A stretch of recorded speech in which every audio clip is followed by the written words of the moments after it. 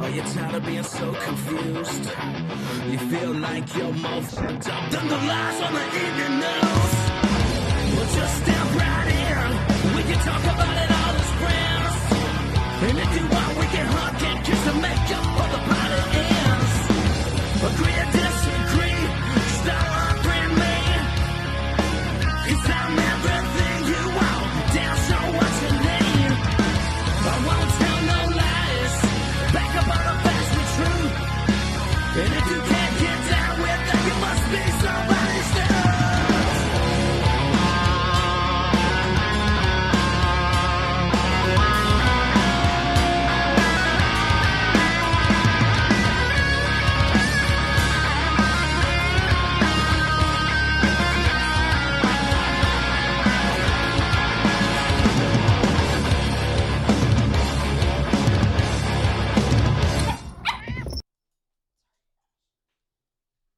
Hey everybody, it's T.S. Dixon, author of The Woke Mind Viruses.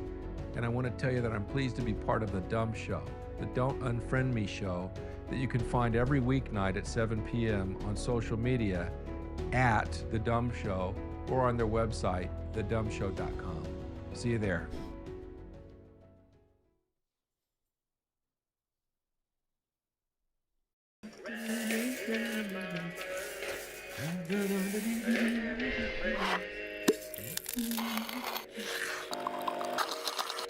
Come on, man. Can you feel the pain? Into him now. About the new world. Ain't no track. Papa's got a brand new eye. Adjusting transmitter output. This is the Don't Unfriend Me show with your hosts Matt, Leroy, Amy, and Olivia. Geopolitics, military analysis, and election coverage. Coming to you live on all major social media channels at The Dumb Show. Honest, direct, unfiltered. We can agree, we can disagree. Just don't unfriend me. Hey guys, sorry about the delay.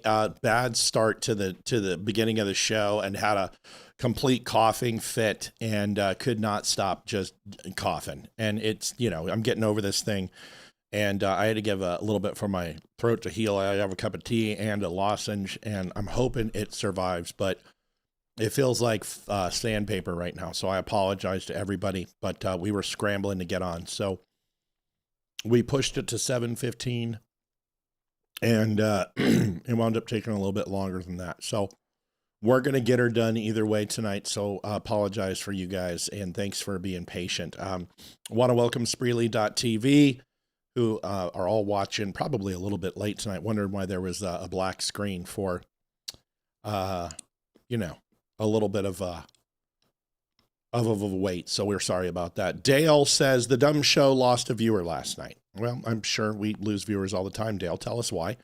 And you can let us know why. What happened last night, Liv? You know, I don't know, because unfortunately I was talking with Ethan a lot, and the show was on the background, so I'm not even sure what was said with you and Leroy that would have made somebody mad. I don't know. I thought it was a really good show, so I'm not sure. Yeah. Dale, let us know. Jen McCarver, good evening. Jen's here. Thomas quit smoking. I did. And that was what, 11 years now? 10? What, how many? Cigarettes, it's been almost 14, and you quit the vape like 9. That was like, no. Cause I was smoking during the show. Oh, vaping. That's right. You did the vaping. I think you quit maybe 4 years ago. Maybe. I think it's 4 because yeah, I think it was probably right at the first year. Well, we've been here for over 6 now, and I just can't believe that. So it's just time's going by way too fast. Yeah, it is what it is. I'm still waiting to find out from Dale how we lost a viewer last night. So Dale, let us know. Don't keep a secret. Well, apparently we must not have lost him because he logged back on. Are you fucking kidding me? What happened? Oh.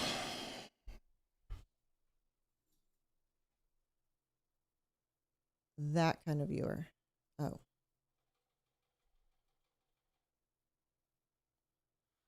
Well, that's just not a good way to start the show.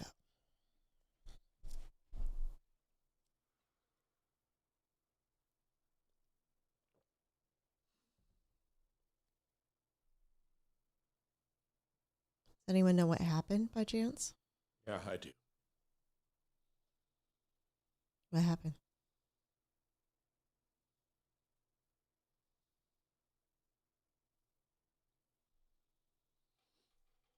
Oh, man.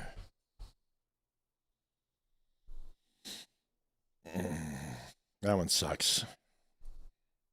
I talked to her.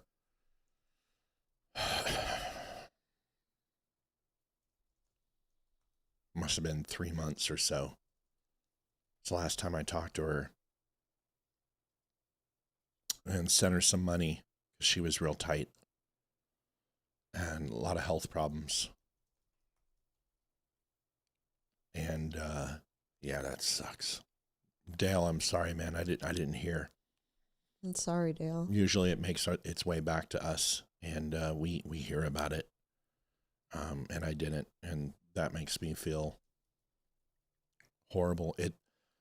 We've lost viewers before. This isn't the first time. We've had our good friend Santa passed away, who was always on. What are you doing? It sounded like Ash was chewing on something, and I thought, Well, let's go find out. No, she's grooming, but it sounded like she was chewing on something, and I wanted to make sure it wasn't something she shouldn't have. I want to make sure this is the same Rhonda. Dale, this isn't your wife. This is Rhonda Edwards.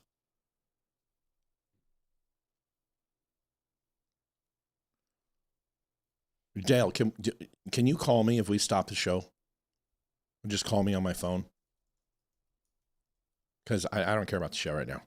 I just need to know if this is our Rhonda. And even if it's not, it's horrible, because if that's your Rhonda, then that's horrible too.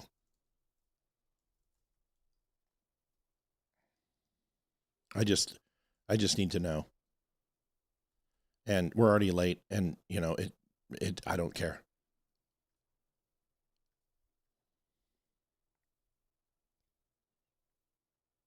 If it's Rhonda Edwards, I just need you to tell me that it's Rhonda Edwards. Rhonda Edwards. Fuck. Yeah, I thought so. Dale, I'm so sorry, Bubba. I mean, we don't talk about, when people need something, or when they're hurting, we kind of just do what we can. And, man, she was with us for so long. She helped us so much. And she was in a real pickle financially, and she had asked for some help, and I was just like, there's only so much we can do, but we're going to give you as much as we can. And that's the last I heard from her. Was she having health issues? Yeah. I'm sorry, guys. I know we're supposed to be like, oh yeah, let's just move on. And no, Rhonda Edwards watched us for a long time. She was with us since the beginning. And I'm sorry to have a bummer, It's just, life's too fucking short. Pardon my French. It makes the trivial stuff not important, doesn't it, Liv? Yes, it does. It sure does. All right. Dale said she had a massive heart attack. Yeah. I know she was going through an oh, man.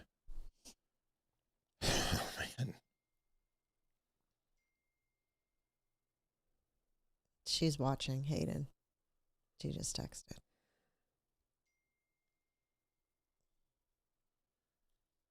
She's going through so much, man. And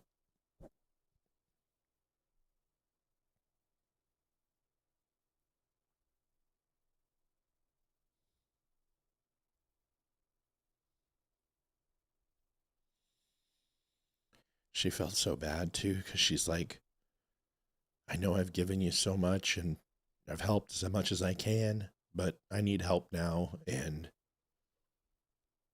we didn't even give it a second thought. We're just like, here, this is what, and I'm like, how much do you need? And what she needed was a lot. And we couldn't give that much. I mean, it just impossible at the time. Even now, we couldn't have, but we tried to give as much as we could. And she's like, don't worry, I'll be back. You know, I'm going to fight through it and I'm going to get through these things. And,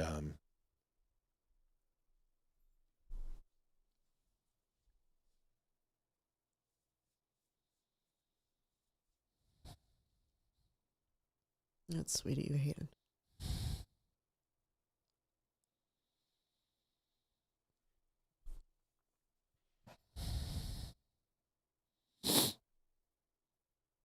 you smell.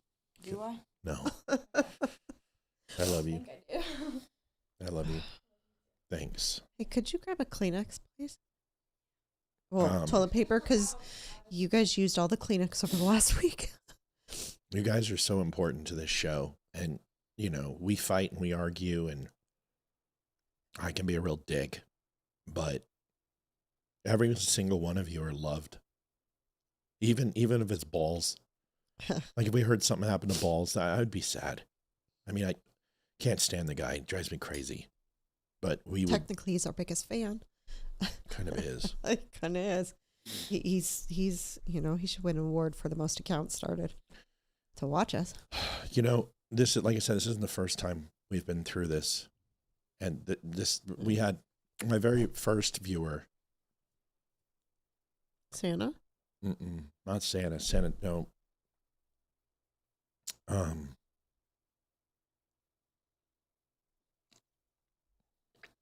Rick. I can't remember his last name. That was his real name. And he had subscribed for coffee. And he said, I had enough money to save up for a bag. And I bought a bag.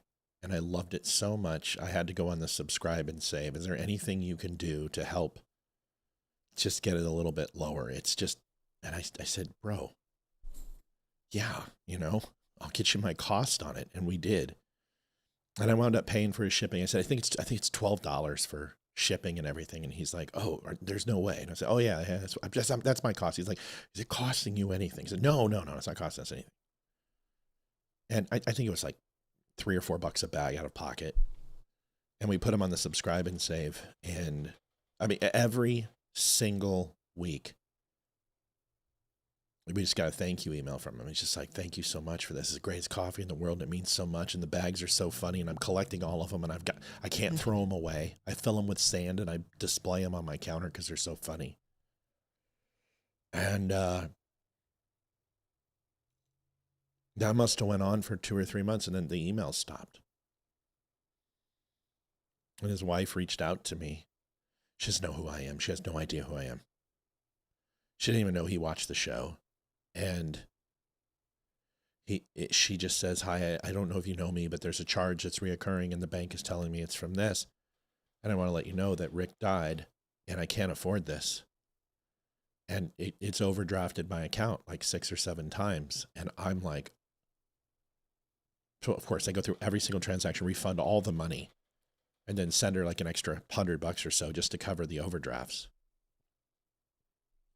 And that was like the first member that we lost. And then we've had others who've passed away, but you know, they're all impactful. They're all hard. But Rhonda was somebody who has been here since the beginning, and she always contributed. And she was always involved.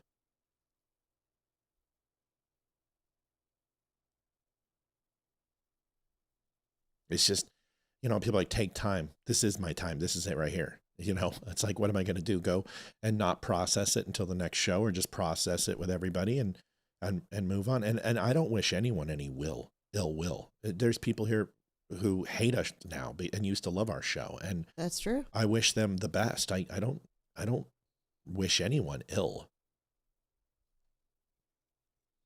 Why are you calling people dummies?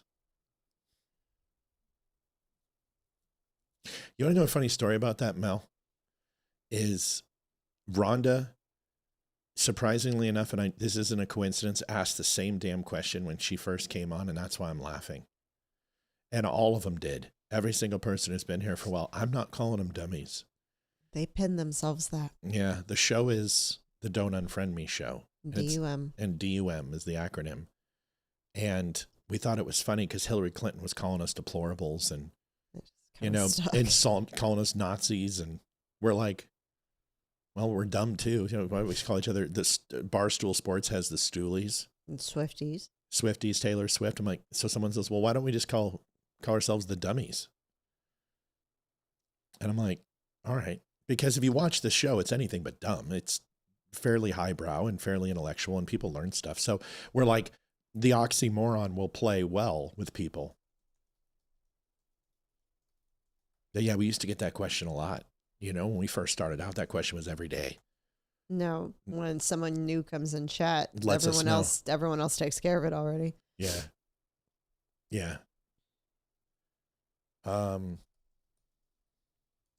But you also said you would explain it every night on a live, and you don't. No, I did for 3 years. Cut me some slack. At some point, Olivia's right. Chat took care of it, know? And then I didn't have to. Then I got banned from chat because I kept hurting everybody and being a jerk. So Liv's like, it just kind of, she's right. It took care of itself. People would kind of, introduce people. But also the Facebook just called dumb all the time, and ignorant people were like, okay, yeah. Yeah. So no, I didn't think I ever promised to say it for the rest of time. Just kind of. Yeah. And the whole thing about the show is to not be dumb, right? Is to learn some truth and learn how to combat the narrative that's going around. And all right. Oh, Papa, I know it was a joke. I know. Sorry, I'm a little stale. My head's in another place, but it's crazy. It's just, life is too freaking short. And, we were even arguing earlier this evening, just stupid shit, dumb, stupid shit. And it's not worth it. I love you. I love you too. That's not why she's crying. She's not crying because we were arguing. She's crying because Olivia works with these people, and she's really the PR person of the show. She deals with she keeps me protected from most of the stuff and then brings it to me when I need to know. And Rhonda was one of those situations, and she had reached out to Olivia first, and then Olivia handed it off to me.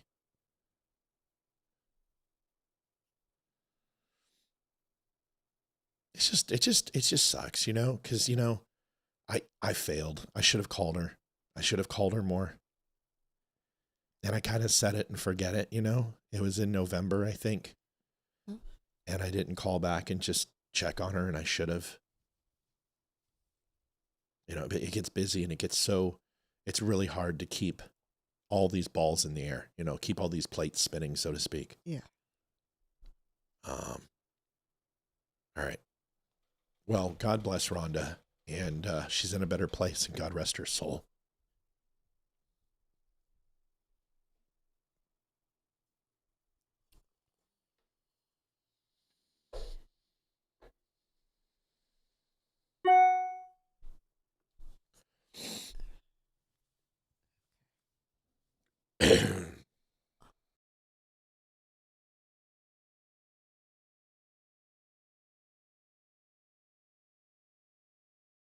I don't get emotional on these damn things anymore, but I don't really give a shit.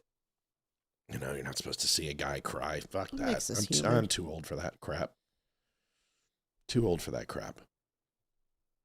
Sorry. Okay. What happened with Tommy? Which Tommy? I don't know. Somebody just said something about Tommy. Chevelle, did you get my message about the coffee? Did you want me to cancel that, or did you already cancel that? Because when you signed up for the subscribe and say, will you let me know? And I can cancel it if you want. I haven't seen you in chat, and I love you and miss you.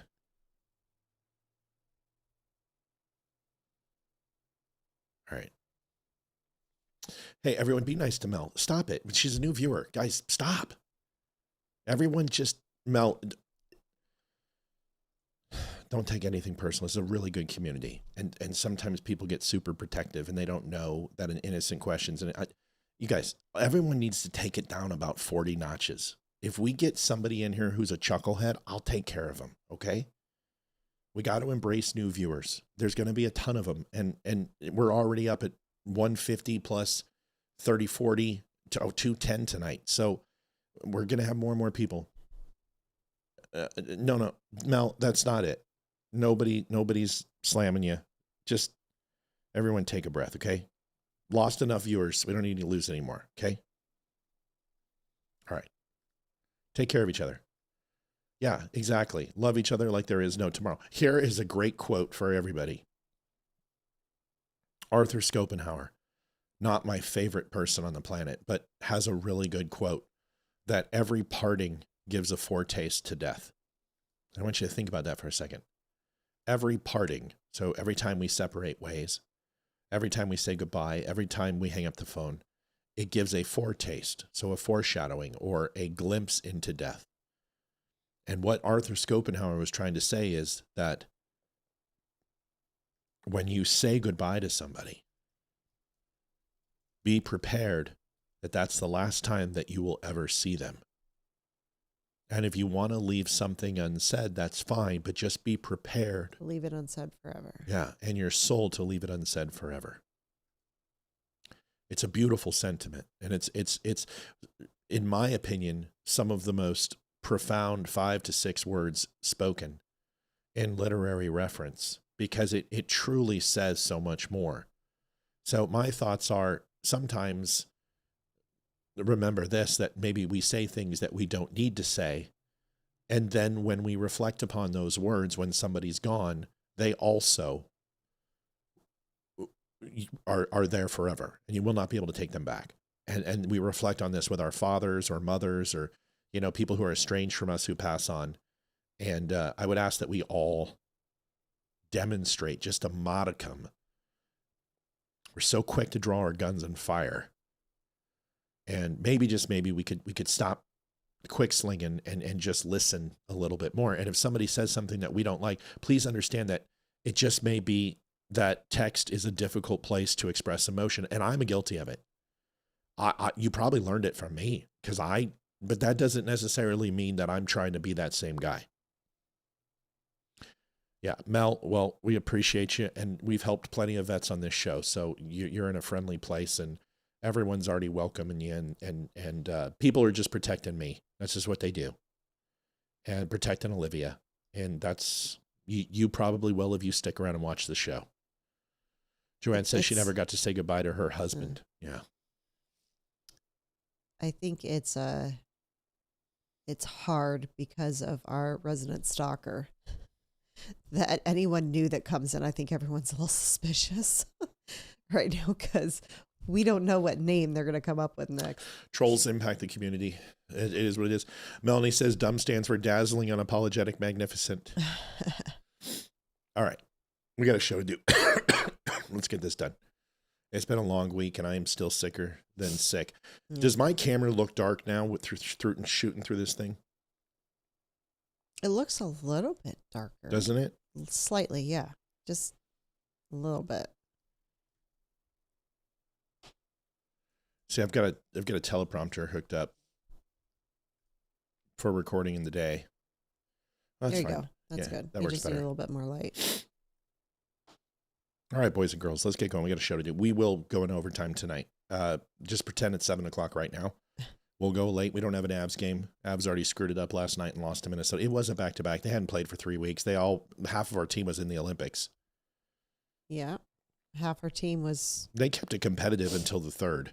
Yeah. I'm interested to see if Minnesota goes into Utah and actually loses tonight. Then it's a back-to-back. But the Avs have some things that they need to address.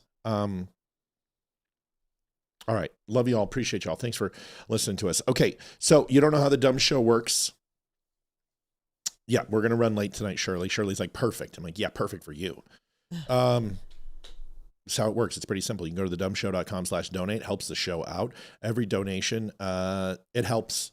You know, there's a lot of behind the scenes. You guys understand that we're a little bit of a different show. We're more of a family mom and pop show. We are, you know, the money we raise is few ways: merchandise, coffee, hats, and shirts. We get some social media money, and we do make some money from our social media sites. And you know, when a meme goes viral and stuff like that, it works out. We make a little bit from there, but mainly donations help out our show. And it's, you know, there's a lot of shows out there. I've been watching them that are asking for, you know, $10,000 a night and stuff, and they hit it. I'm like, oh, that's great for them.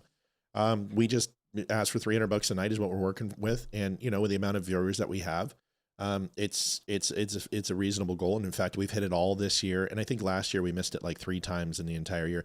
The crowds are amazing. So any help you guys can provide, we'd appreciate it. Let's go. We've got some stuff to do, but anyway, you can go to thedumbshow.com. Slotkin about the State of the Union. Go ahead, babe. So sorry. Tamar Bush, thank you so much. TGIF. Yeah.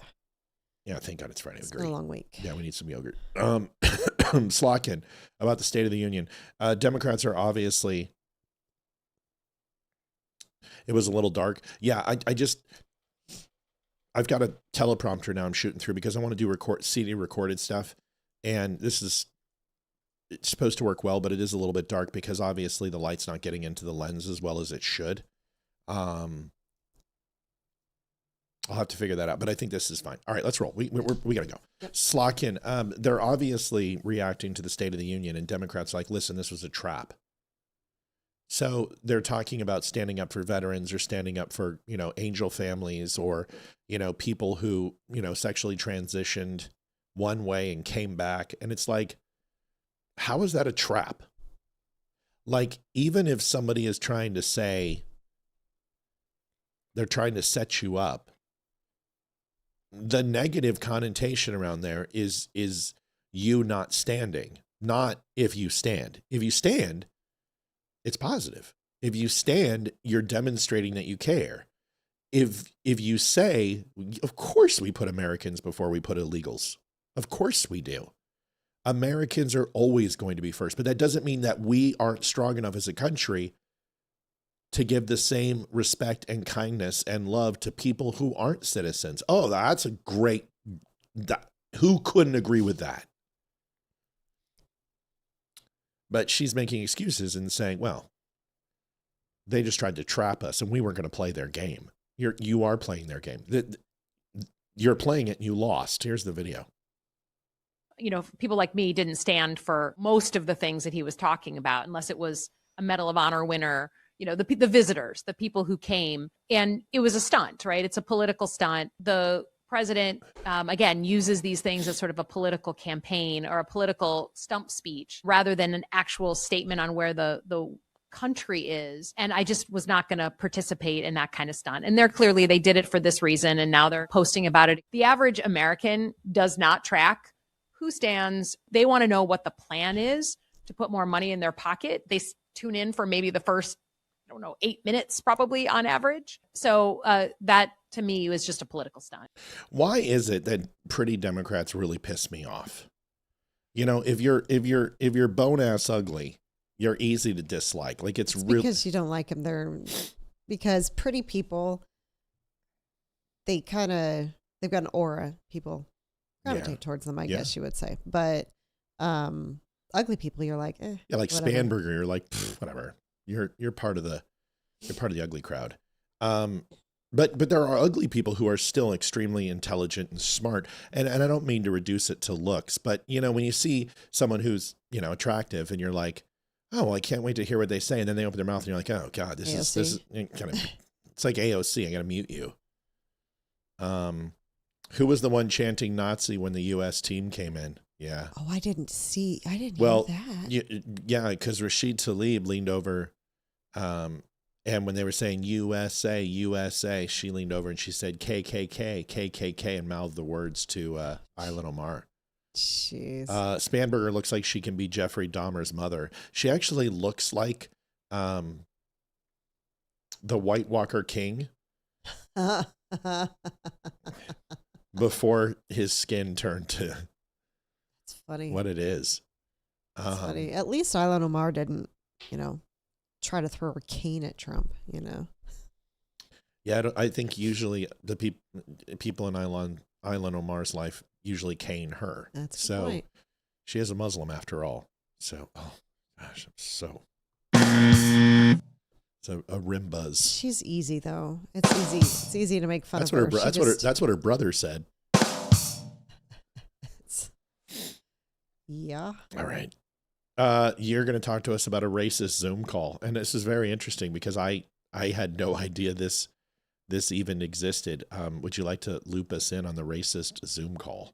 Yeah, I think it was because I got this video almost a week ago. It's been sitting in my bookmark, so I'm thinking back to it. I can't remember I think it's a college, and I think it was like college professors or something, and I'm not quite sure exactly when this was, but they were all on a Zoom call, and somebody didn't mute their mic, and they started talking about black people. Well, hold on. Let's listen to it. Don't give it away. It's pretty awful. All right, so here we go. Let's listen to it. He delivers lessons and helps us fit those skills into our lessons. Black schools that they're too dumb to know they're in a bad school. Independent in our class. I mean, okay, so she said they're just too dumb to know they're in a bad school. So she's got a hot mic. Yes.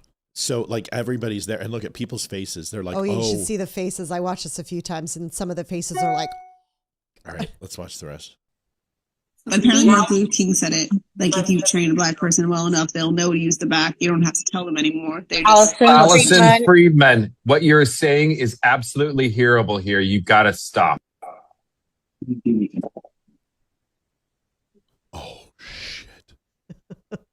Allison literally just shat herself. Oh, yeah.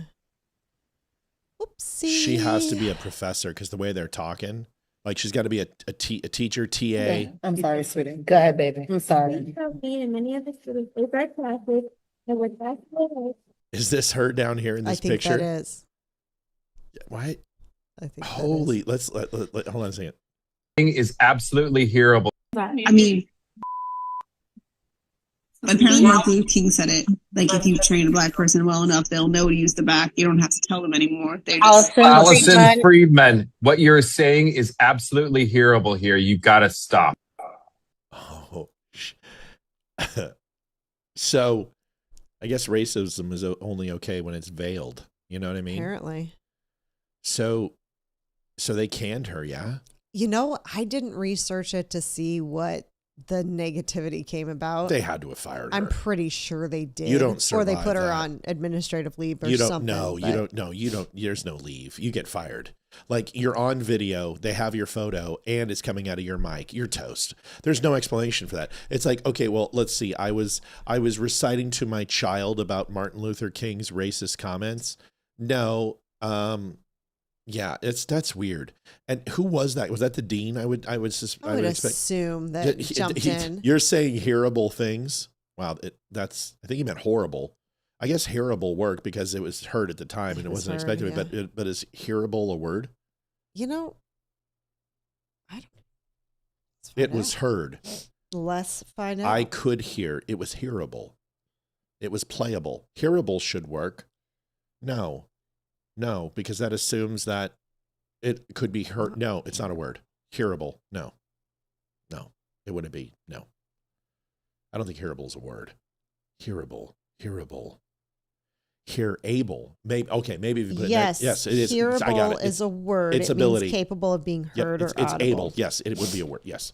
Okay, I need glasses. Crap. No, that's okay. I got it at the point when I'm like able, and then it made sense. Yep, hearable is a word. Audible is a word, but hearable, I don't know. No, hearable is a word. Isn't that great? See, I told you guys learn these things. Audible would also work, but hearable works. I would prefer to say audible. Yeah. Okay. Well, good luck with her career. That goes great on her resume that she's throwing out racial epitaphs on a Zoom call in front of everybody. Oh my God. Yep.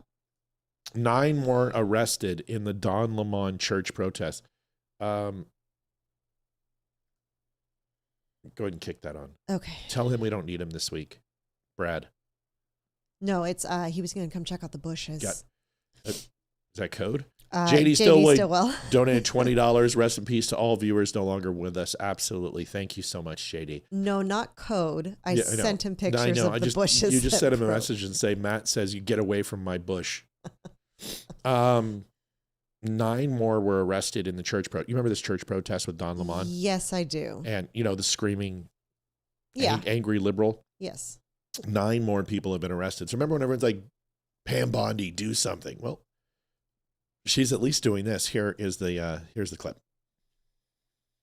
Legal news just in that controversial federal indictment of Don Lemon, another independent journalist and several participants in an anti-ICE protest at a church in Minnesota last month.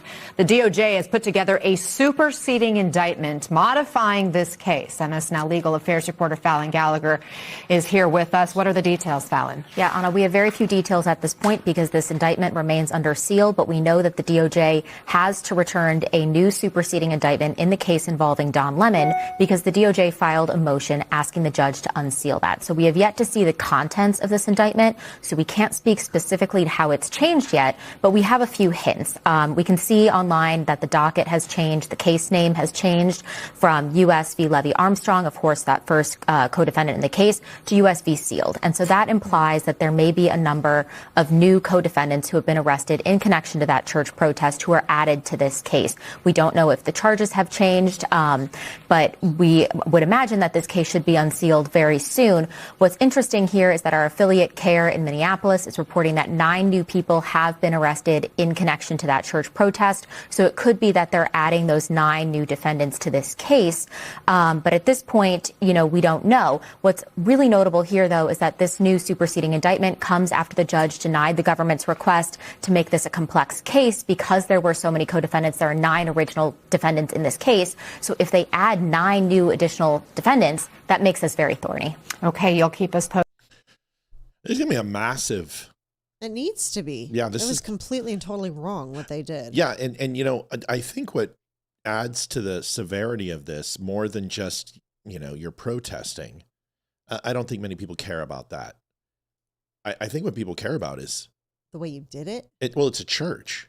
You know what I mean? Yeah. So you're using your First Amendment to and exercising your rights to remove somebody else's. And, listen, there's a reason why Highlander, Connor McLeod, and Krugen don't fight on holy ground. This is a rule. This is why vampires can't go on holy ground. This is why angels and demons don't fight on sanctified grounds or demonic grounds. These are off limits for reasons. And as angels and demons will not strike or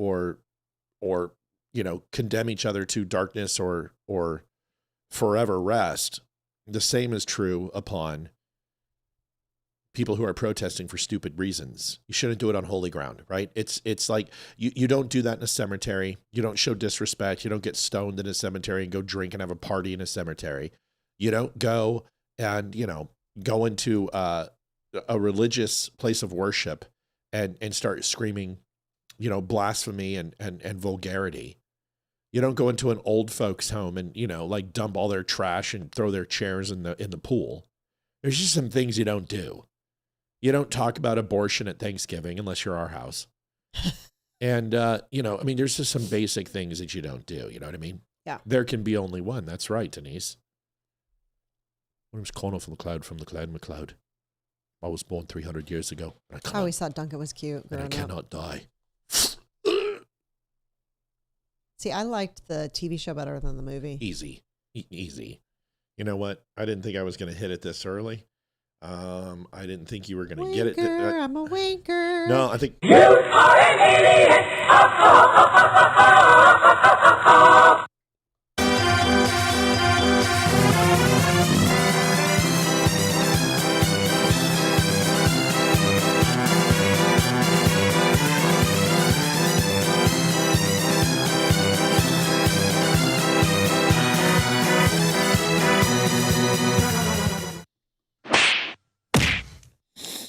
You calling me a clown? That TV show was fine, but it didn't hold up. And Duncan was cuter. And okay, Duncan was absolutely more handsome than Connor. But Connor had the thing. He had, okay, this is the thing about Russell Nash or Connor McLeod or Christopher Lambert. All three are Russell Nash is who he is in Highlander. Connor McLeod from the Clan McLeod is his name. And then Christopher Lambert, which if you haven't seen the movie Night Moves, you should watch it because it's really good. Plus Diane Link gets naked in it, and that's even better. And it was his wife, so it was, okay, I digress. But he had this James Bond quality in Highlander where he didn't know he wasn't handsome, and he came off as charming and debonair. So, like, the best way I can describe it is Lucifer, the TV show. What's his face? Lucifer, I don't know the actor's name, that guy. But Lucifer. He's handsome, but in a strange way. And I think it's the personality. That's what I'm talking about. That's that makes what him much better. Because in season 1 you're like, in season 4 you're like, dude, I might even gay it up a little bit. I'm just saying. Christopher Lambert is that way because once you see his style and his smart ass and his wit when he goes to the police station and goes after Garfield. It's good. Like when Garfield goes in there and go, what were you doing in there, Nash? Looking for a blow job? Or were you cruising for he's like, you're looking for a blow job? And then he goes, why? He goes, why, Garfield? You cruising for a piece of ass? And it just the smart ass of him pulls it off. But either way, Duncan, more suave. Yeah, he had the black eyes, black hair, and chiseled frame. Longer. I don't know, the ponytail. Longer? Didn't he have the ponytail at one point? Oh, I was like, what was longer? I mean, it was PG-13. No. What is sword? I watched the show with my dad every day after school. That was kind of what we watched together. Idris Elba, perfect example. Not someone who you just look at right away and go, But once you get his attitude, here's another one. Here's a better example. Daniel Craig, Bond, Casino Royale. Not handsome when you first see him, but then once he's at Bond, you're like, oh yeah, he's like that. I think he's the best Bond, my opinion. I went 6 to midnight. My Walther PPK was firing all over the place when he came out of that pool. Well, I have a request by your son. What? That you need to limit the amount of times you play those 2 sound effects. He's like, why does he always play them? He constantly plays them. Not those. The other ones. That's what I think about him. Yeah. Listen, because whenever sex is, you got to do the sex thing. I mean, I'll find some other ones. All right, moving on. Yeah, like I don't know who's going to be the new Bond.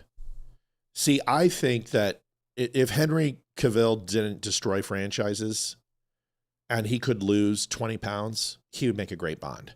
I thought they were going the other way and it was a black chick. See, that's the rumor, but I don't know who they're picking for the new Bond. Daniel Craig was the best Bond, in my opinion. And listen, we own all the films downstairs. And we even own Never Say Never Again.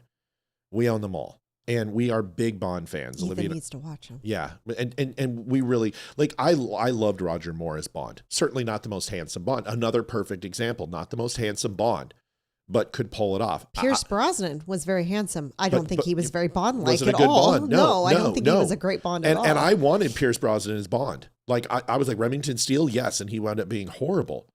And then, Timothy Dalton was dog shit. I couldn't stand Timothy Dalton. So I only lasted, 2 films, 3? No, he was more than that. Living Daylights. Okay. Oh yeah, he was in more than that. He was in I'd say at least 4. Remington Steele, Pierce Brosnan was in quite a few. Daniel Craig's now matched him. Connery was in a good amount. Roger Moore was in a shit ton. I mean, he was in Octopussy, Moonraker. He was in a lot. So I would say Roger Moore, Timothy Dalton. Roger Moore, Daniel Craig, and Pierce Brosnan were roughly all about the same. And then Timothy Dalton probably would have been in the fourth. And then, of course, Her Royal Majesty's Secret Service, which no one even considers. That guy was a douche plow. Yeah. Hugh Jackman. That's what Debbie just said. No, he's too old. You can't do Hugh Jackman. He's too small. He's too old. Even in his prime, he wouldn't have made a good Bond. Bond has to look soft, but be hard. And Hugh Jackman doesn't have that. That's where Henry Cavill would be awesome at it. He has to have that boyish, chiseled look. What about some of the Avengers, like Chris Evans or? He's not English. Chris Evans he's a wankered American. He can't do it. Yeah, Sean Connery was ridiculously good. Don't get me wrong. Sean Connery was great. So they have to be English to be a Bond? Well, yeah, because he's part of MI6, sweetie. Well, no, I mean, can't they act though? No. Do they actually? Why don't you go ask? Why don't you go ask J.K. Rowling if they can? Well, yeah. No, they'll never make an American because see, Ian Fleming spoofs the CIA in the Bond books. The CIA is they're the chumps, you know. They're always second fiddle to MI6, and which is complete bullshit. But that's okay. Adrian Paul, in Highlander, Adrian Paul would have made a wonderful Bond when he was younger. Oh, he would have been an incredible Bond. Bond is dark black eyes, you know, dark black hair, slightly olive skin. But what I want more than anything, like I'm done with Bond. I want a Mitch Rapp series. Like I want them to do the Vince Flynn series, and they did do one of the Vince Flynn novels, and it was horrible. It was horrible. And what did they do? It was Taylor Kishner, with the guy who was in Terminalist. Taylor Kish? Taylor Kish, and it sucked. What? No, movie? it wasn't. It wasn't Taylor Kish. Never mind. It was Michael Keaton and some unknown kid, and it was horrible. It was shit. It sucked. John Krasinski would make a good Bond. I know he's not English. Krasinski doesn't. Krasinski's totally too. He plays a good Jack Ryan. Yeah. Krasinski, Jack Ryan, he was meant for that. Just like Alec Baldwin was meant for Jack Ryan. Harrison Ford is not meant for Jack Ryan, even though he did a great job as Jack Ryan. But Krasinski, he doesn't have that. I'm trying to think of an English actor that I know that could do it. Well, you know what's interesting is, you know, Idris Elba, a black Bond, I'm fine with. That doesn't bother me. A woman Bond, that's so stupid. That's the dumbest thing I ever heard. James Bond is a chauvinistic piece of shit, and he's always been that way. And to make him, what are you going to have? Bond boys, not Bond girls? I mean, Bond girls are a staple in the movie. You might have girls too. I mean, she might be one of those. In today's day and age. But I think it's a matter of they're going to need to find an actor. Like Henry Cavill is a very good choice for Bond, and he's at that age. He's ready. He just needs to shed 20 pounds. He's too big. He's too big for Bond. Bond is he's inconspicuous. He blends in. He's more ninja than he is tank. And he's not Jack Reacher. You know what I mean? But I think Henry Cavill would be great if he doesn't ruin the franchise. And that's the thing. You need to get him in a long-term contract and tell him you have absolutely no writing in this whatsoever. This isn't DC comic. This isn't World of Warcraft. This isn't Witcher. This is Bond. You don't get an opinion. Just act. Yep. And we're going to give you $220 million to do 4 films. Liam Neeson's too old to do Bond. You can't. Liam. Oh my God. Liam's way too old. I have a particular set of skills. Make me a nightmare for people like you. What about Robert Pattinson? No. No Twilight? No. Fuck no.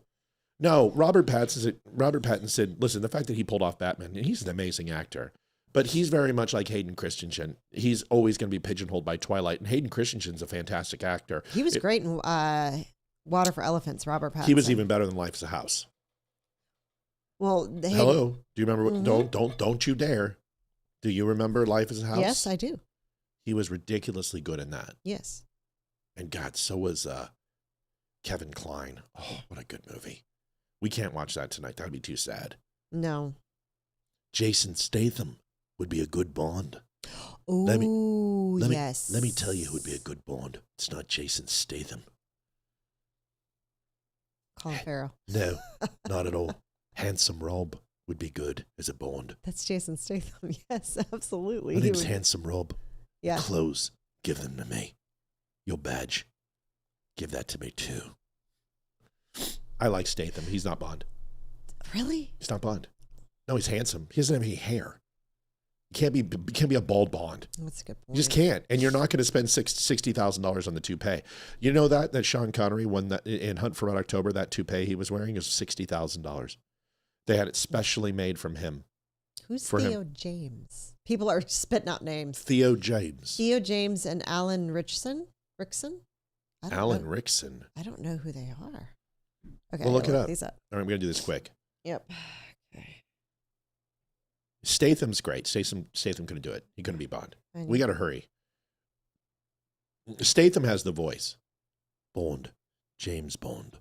That's Theo James. No, that's not Bond. That's not Bond. That's a fucking that's a Playgirl model. Come on, y'all. Listen, he's from Underworld, Olivia. Oh, him? No, he can't act. I mean, you got to do the acting. Shing. He's the hybrid. No. Yeah, that's. No, he can't do that. No, first of all, he's not English, right? Or he is English. He can't do it. He's too big. But he's like Henry Cavill. He'd have to drop 60 pounds, and he's great in Reacher, but he is an idiot, and James Bond's not an. You know what I'm saying? Okay, stop. He's not an idiot in Reacher. He's actually very intelligent and super smart, but he's not Bond. No. Like, I can't imagine. No. Tom Hiddleston? No, he's not that cute. Although Tom Hiddleston. No. Our daughter would beg to differ. Is he Loki? Yes, our daughter's in love with him. No, not Loki. No, he is sexy. He's a good-looking man. Are you kidding me? He's yoked. He's a good-looking dude. He's not Bond. Good looks are not the only thing Bond has. Bond has to have charm. Chris Hemsworth? That's the other one I was thinking of. He'd also have to lose some weight. No. I could picture Hemsworth pulling off Bond. He's got the smile. Bond has to have an incredible smile. He has to have it has to be, and Reacher doesn't have the great smile. He's a nice looking guy. He's built the shit. That's fine. But he's got to look at a woman and literally she's dropping panty 5 seconds later. Oh, that's Chris Hemsworth. It's Chris Hemsworth. I mean, I would drop my panties 5 seconds later. Chris Hemsworth would be good.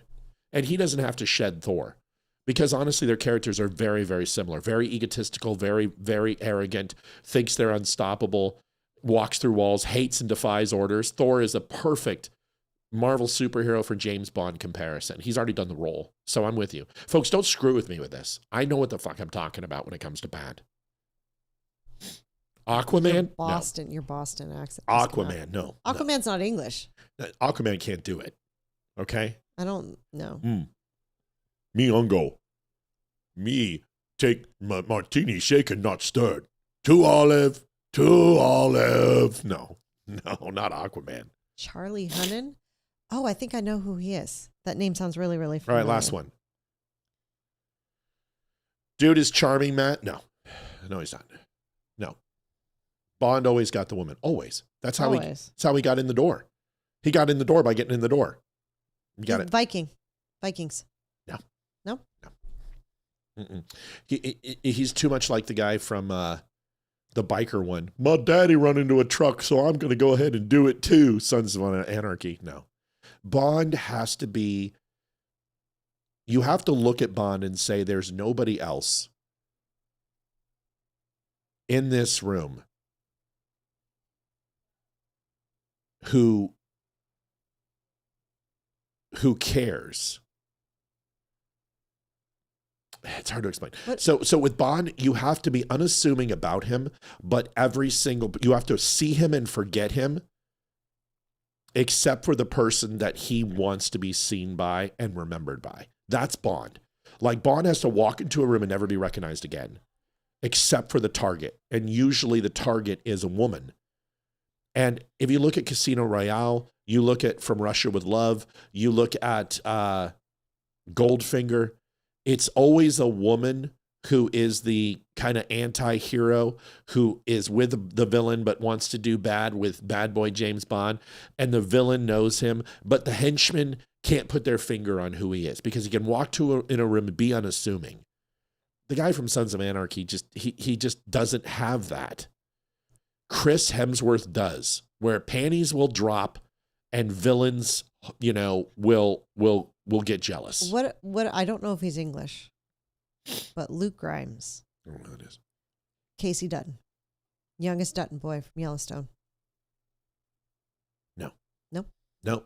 Very much like the Sons of Anarchy. Great looking guy. Not Bond. Tom Cruise? No. He's too old. No. He's not. He's Ethan Hunt. And he'll always be Ethan Hunt. He's not. No. Can't do it. Yeah. That's like, no. Idris Elba will be good. But you get Chris Hemsworth. That's a good Bond. But I think he's too big. That's the thing about the Bonds. Even Sean Connery. Sean Connery was big, but the Bonds made him. Roger Moore, the Bonds made him. He did some things. But look what he did after. Folks. You watched Folks? I did. Because it was Roger Moore. Timothy Dalton, what did he do? Well, he was a sadomasochist in the series from the Montana 1867 or whatever it was. He was the sadomasochist who whipped girls to death. 1923. Whatever. Yeah. Taron Egerton. I don't know who that is. Oh, I think I know who that is. What happened to my mind? You guys started talking about movies. Yeah. That's your fault, not mine. You know better. Scott Pressler will run. We got to get him on. Pressler is going to run for office. He just announced it, Pennsylvania, on the Dr. Drew show. Listen to this. Wow. We were going to try to get him on. Olivia was this close to getting him booked, but it was election season. I think he knew he was going to lose. Here it is. You planning any political aspirations of your own? I haven't announced it yet, but I guess since we're live on television, I might as well share out Dr. Drew. It's on my heart to help my local community in Pennsylvania. So one thing that people don't know is I bought a home in 2024 and I moved my life to Pennsylvania just so I could vote for Donald J. Trump. And I wanted my vote to help secure the Commonwealth of Pennsylvania. And so this year I am collecting signatures and I am running for the Republican Party and to become a state committee man of the Republican Committee of Beaver County. And that's breaking news. I haven't shared that anywhere, but I want to start local. I want to do it the right way. I want to help my community. And I want to make sure that we are winning this November in the Commonwealth of Pennsylvania and defeating Governor Shapiro. Yeah. That was John. That was John Adams, and that was Alexis de Tocqueville, which is the local practice of democracy, is why America succeeds with democracy, why it practices a good form of democracy. And I will be, hopefully, if the people choose me, a representative of them. And my promise and commitment is I'm not here to be the Scott Pressler show. I'm here to be the voice of Beaver County, and I'm going to use my platform to ask people what they want. And even if I disagree with something, I will abide by majority rules, by the will of the people, and I want to be an actual statesman. I'm glad you're in fighting shape because your team needs you, and you have been an inspiration to so many people that... Thank you. A lot of people are asking who Scott Pressler is. He's a conservative advocate. Go ahead, babe. I think it was Robert Marlar, $20. Thank you very much. Thank you, Robert. Appreciate you, buddy. Scott Pressler is a very large voice in the conservative movement. He has done a lot of work across the country in grassroots game. He honestly probably won Pennsylvania for Donald Trump. He's a door knocker. He is an organizer. He is a political strategist and an amazing poll captain type of figure. He's an incredible dude. He's extremely talented. He's also extremely busy. So we were going to have him on the show. I actually talked to him through chat a couple times and we didn't get him booked, but if he's running in Pennsylvania, he'll come to our show. He needs to, because we have a lot of Pennsylvanians who watch our show. He's an extremely smart guy, and I think he would do well. I really do. I really think he'll do well, and good for him. He should run. It's good news for Pennsylvania. 3 women were nabbed. Go ahead, babe. Yep. Diane Ramirez, warm hugs, you too, by the way. Where has Amy been? She should be back on Monday. She got a new job. Well, not technically new job. She got promoted within her current company, but she had to go back to school to get this job. So she was in school for like 2 months straight. Then she actually had to do a lot of travel and training. So she was constantly on the road, and And then some personal family stuff came up. And then the living death came to our house. So it's been a minute. It's been a minute. So she should be in-house on Monday. And I waved her off last week because we were sick. But she came and she said, listen, I got to go to school for like 2 or 3 months. We're like, you're family. You're not leaving the show. So she took just a temporary hiatus, and we've been covering for her, and she's been doing a great job. Liv's been standing in, doing a great job. We missed the shit out of her, and we can't wait to have her here next week. So she will be here, which is good. So there it is. Yes. Tell us about these ballots. I mean, people have been talking about stolen elections and stuff like that, but we keep hearing these cases that are starting to leak out about ballot harvesting and other things. Mm-hmm. So Thomas, this was in. Oh, I'm sorry. Thomas, have a great night, buddy. We'll talk to you soon, pal. Night, Thomas. Go ahead, honey. This was in Georgia. I can't remember which county, and I think they were poll counters. So I think they were counting votes. And they did some naughty things on the ballots. So if you want to play the video. 384,947. We've lost a couple viewers. I wonder if there's a post that I posted that people didn't like. Probably the video about Jim Jordan today. If you don't agree, let's see if this goes down or up. Nope. Oh, okay. All right. It's just my mentality. Mentality.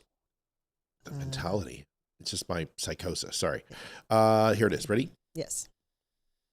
Small town in South Alabama.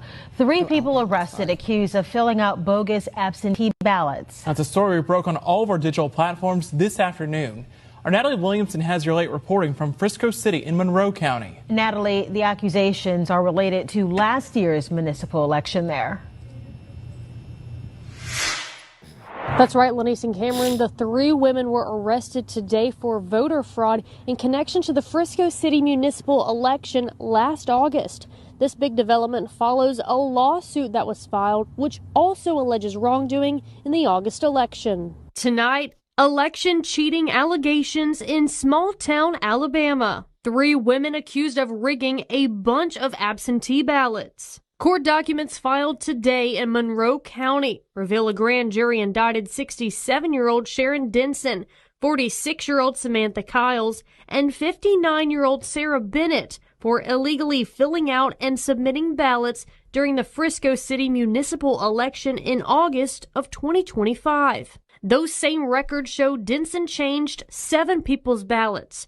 Kiles altered 4 people's ballots, and Bennett changed 9 people's ballots. The criminal charges follow a civil lawsuit that was filed last September by former Frisco City Mayor Alan Lang, who lost the August election. In it, Lang is challenging the vote count, saying 131 illegal absentee ballots were counted, which changed the results. According to the lawsuit, 85 people falsely claimed they would work a 10-hour shift on Election Day to justify voting absentee. 33 people claimed they were physically disabled and couldn't vote in person, and at least 13 people who didn't live in the town voted. The Alabama AG's office says the 3 suspects arrested today are facing a total of 17 counts of ballot harvesting and 20 counts of unlawful use of an absentee ballot. This case is being prosecuted by the Special Prosecution Division for the State Attorney General. All right. So what does all this mean, hon? Considering it's a local election and it's, sometimes single digits between who wins and who loses. 20 ballots. They went in and they actually physically changed the ballot of people. So people put their ballot in and they took that ballot and changed who those people voted for. And that's not right at all. They absolutely should be charged. The fact that they were trusted to go in and trusted with votes. And I think they absolutely deserve everything they get. Yeah. Listen, I couldn't agree more. I think there's something, every time one of these things happen, all you do is erode the trust in the current election process. Yeah. And, I was a big advocate in 2020 of explaining to people, hey, massive voter fraud is not a real thing. Now, people get upset at me. However, I do believe that the election in 2020 was unconstitutional. And I've explained this many, many times with the mail-in ballots and overall ballot dumping inside of our deepest blue counties. And if you know that, then if you take a look at those swing states, the numbers and the way the votes went towards Biden in his favor in those swing states, and some of them were 90-10 splits, and it wasn't indicative of the rest of the country. The rest of the country was either 60-40 Trump, 60-40 Biden on average. So obviously something happened in these big, giant blue areas, and it certainly wasn't the ground game from the Democrats. But I do think what needs to happen is that you should see civil suits, and they should do a class action lawsuit against the state. And if you do that, you open up discovery. And it allows them to start working with lawyers, very, very similar to the PG&E civil suit, where once you started digging in and getting names and numbers and finding out that there was larger amounts of cover-ups and payoffs, and the girl, what was her name? Played by Julia Roberts. Erin Brockovich. Yeah, that one. So Erin Brockovich, thank you, is a perfect example of how a class action lawsuit can work. And once you start pulling at those fibers and threads, it unravels the sweater. And I think that if we see 3 people doing this, now I want you to times that with the opportunity of 360 million people inside the United States. And could that be replicated 1,000 times? Yes. Now we're talking about 3,000 people who did the same thing. Now how many votes are you talking about? A lot. So the State Department isn't going to do it. So, and the state of Georgia or Alabama isn't going to do it. So, or Florida or wherever else, is that you're not seeing this intensity. And my opinion is, if it's truly there's smoke there, then you need to fan the flames a little bit and find out what's going on. And the only way you can do that is class action. So my recommendation is absolutely there needs to be, you need to sue the election board, because once you find out those 30 people turn into 300 people, turn into 30,000 people, turn into 300,000 people, now you have massive election fraud. And it may not be concerted from all one source, but that's not what we're saying. What we're saying is there's ways to cheat the system on the small scale that make impacts in smaller elections. And if that's the case, then that needs to be proven. And this is just another feather in the cap for voter ID. But if I was any of these states, I would start doing class actions. That's the only way you're going to get what you want. Good video. Thanks, Liv. Yep. Stephen Smith, Epstein Files. Linda Clark. Linda Clark, it's been a while since we've heard from Linda. In memory of Rhonda. Thank you, Linda. Love you. And I know you would know about Rhonda as well. Thank you for that donation. That's huge. We really appreciate it. Halfway there, folks. Living on a prayer. Narva Spirit Girl Robertson subscribed. Awesome. Thanks, Narva. Stephen Smith with the Epstein Files. Pretty coherent from Stephen Smith. Stephen Smith is going to be running for office, and he is very much trying to move to the middle. He used to be fairly left, and he's moving from the left and going middle, which is fine because he's setting up for a run, possibly presidential run in 2028. Does he stand a chance? I don't know. He's a hell of a lot better than Gavin Newsom. Listen to Stephen Smith. And keep in mind that the Epstein files were in existence and free to have been opened during the Biden administration. You were there for 4 years. How come you didn't open it as a Democratic Party then? What am I missing? I'm not saying I know. It's a legitimate question. Maybe I don't remember the answer. Maybe my extraordinary producers should be able to help me during the commercial break. But from my understanding, the same files that were open or being open now with the 220 pages of documents or whatever it is, with various emails, that could have been done when Biden was in office. Well, why didn't you do it? If it's so important now.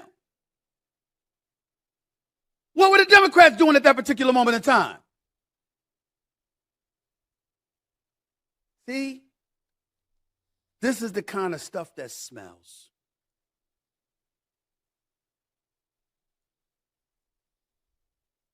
Because my attitude is just deducing how much they despise Trump is if there was some real bona fide dirt on him, since you went after him with the 34 felony convictions, which essentially was deduced to him paying hush money to Stormy Daniels, a porn star, just so she wouldn't reveal their happenings with one another leading up to the election in 2016.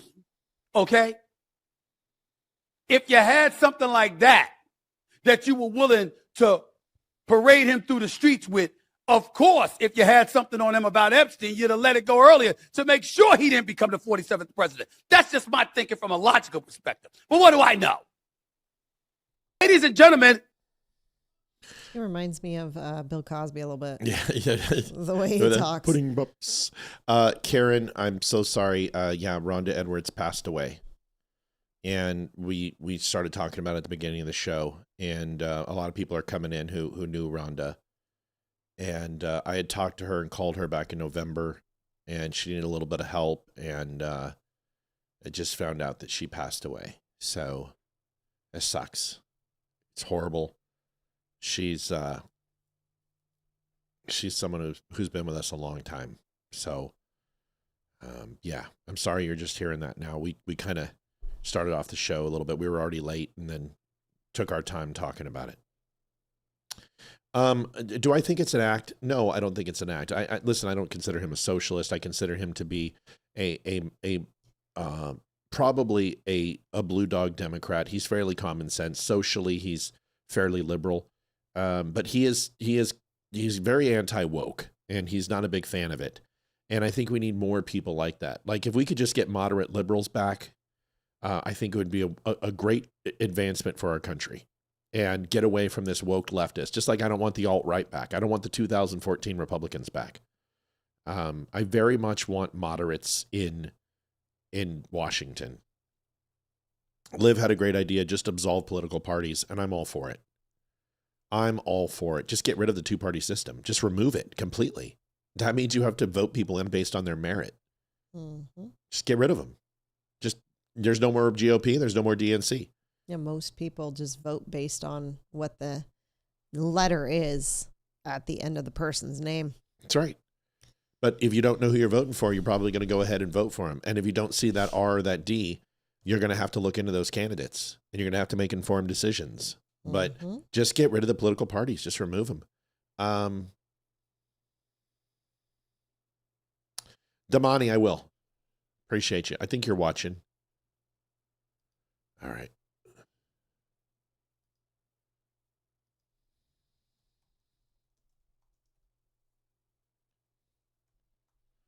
Sorry, talking to Damani. We need Fettermans. Yeah. Yeah, we do. Fetterman's actually a very middle of the road Democrat. You guys are going to hate me when I say this. You're going to absolutely hate me when I say this. We need more Elizabeth Warrens. We need more Amy Klobuchars. We need more Bernie Sanders, because the most terrifying thing about those three are the most left progressives in Washington. They're not even halfway they're not even in the top 40% now. That's terrifying. That's terrifying. Is that Elizabeth Warren is so far moderate because the party has moved so far left. She doesn't hate Jews. Yes, she wants free Medicare. She doesn't believe in the Green New Deal. She's not even that big on DEI and woke policies. She is pretty big on open borders, but most Democrats are. Most of her ideas are progressive spending, not progressive from an ideological standpoint. Same thing with Bernie Sanders. The fact that Bernie Sanders is coming out and saying, the president's doing something good things. He's not doing too bad, and coming out and defending Trump once in a while, and so is Elizabeth Warren. That's terrifying. That's terrifying. But I will take more, and here's the thing, nobody takes them seriously. I'll take more of them than AOC and Ilhan Omar and Ayanna Pressley and those people. Matt, if you run out of context, please check out the article I sent you today. Content. I will, buddy. I'm not going to run out of content. We're way behind already, but I will. JD, I'll check it out tonight, I promise. So Comer came out today with that investigation. I heard Hillary Clinton they're going to release the footage, and I hope they don't edit it, but I've heard that she started screaming, like lost her shit. Andrew says war this weekend. Saw about an hour ago. Andrew, they've been predicting war for 4 weeks. 10 years. We've been hearing we're going to war with Iran. When I tell you we're going to go to war with Iran, you'll know. And there's only one podcast who has held off every single weekend for the last 4 weeks, and it's this show. There was a prime opportunity on last Saturday, because of the moon and clear skies, but they were in the middle of peace talks. They're still working towards talks. Now, moving from a precautionary emptying of non-essential workload in Israel for embassy employees, that's pretty big. Okay? And that's because of retaliatory strikes from Iran. Moving non-essential people outside of shared borders, also a key indicator. Now that the Gerald Ford's in position and it left Greece, and I can officially say it left Greece, you guys may know that, may not. It's perfect position to move into protection of Israel and essentially run a 32 parallel, no-fly zone across the top of Israel and northern Jerusalem. And they will run protection on the state of Israel. Now that that's there, well, they've been doing evacuation. It's not evacuations. I want to be very, very clear. Non-essential personnel is a recommendation. It's not an evacuation. And evacuating the embassy is like Laos and Indochina and Saipan. And that's not what we have here. What we have here is a discretionary, voluntary, this is your last flight possibly out of Israel. And if you can go, go. Non-essential personnel should go. That's not an evacuation. They're not abandoning embassies. But the United States is absolutely preparing for strikes on Iran. My point is, no, Gerald Ford, was in Venezuela. Gerald Ford was in Greece most recently, but yes. So she was just in Greece for rearmament and resupply. They got food. They got fuel, jet fuel in particular, and ammunition. Ammunition being not bullets, yes, for CIWS and other defense system and ATACs, but predominantly weapon systems, armaments, Tomahawk missiles, and other systems. What kind of time frame would I expect? I think the talks will have to be, once you hear the talks have failed, I would anticipate between 24 and 48 hours of strike. Are we there yet? I don't think so. I think Donald Trump is going to do whatever he can to intimidate Iran, because this is how you know. Because if it was Donald Trump, you wouldn't know. That's the one thing about Trump. He's unpredictable. And he did head fakes in Iran. He did head fakes in Venezuela. He did head fakes in Syria in his first term against al-Assad. When they went after Natanz and the nuclear facilities in Fordham in Iran, it was all head fakes. You're going to see the same thing. But do I think we strike Iran? Well, it really depends if they make a deal or not. And they want a deal. They just want to continue for nuclear armament and enrichment. And the United States is saying, no, you're not going to do that anymore. So know this, saber rattling is very effective in the Middle East. If Donald Trump believes that there is absolutely no opportunity for a peaceful solution to this, they're gonna hit him hard. If there is any opportunity for a peaceful solution, they'll make it. Does that make sense? Yes. Okay. And you know what? We can go into UA real quick. Let's go into UA real quick. I haven't done that in the last couple of days. You can get some donations in. You call that, please. Holy shit. That's Thomas bright. Austin. Jesus said to him, receive your sight. Your faith has healed you. Luke 18:42. Thank you so much. Awesome, Tommy. Thanks, buddy. So let's go into UA. We haven't done that. Do we have some other? Holy shnikes, that's bright. You got something else? Yeah, you can start. Oh, that green is horrible color for my skin. Yeah, Andrew. I'm with you. He does like to do that. Let's go into UA. UA is my favorite app, and allows us to kind of take a look at what's going on over there. We have some time to go and peep it. Oh, it almost matches. Yeah, Angela Hills donating 25. TGIF trying to help you hit your goal. Thank you so much. $200 flat, folks, is where we're at.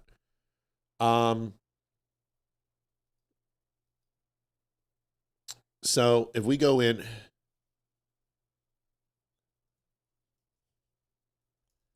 all right. So Axios citing U.S.-Israel officials, Rubio may not visit Israel. Well, of course not. Of course not. If there's active strikes going on, he's not going to get anywhere near there. Foreign minister contacted his Gulf counterparts to brief them on the results of the Iran-U.S. negotiations 6 hours ago, so they're still talking.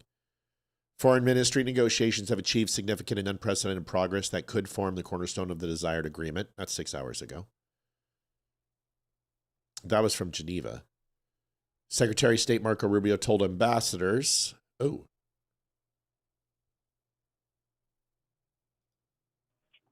on, Kev.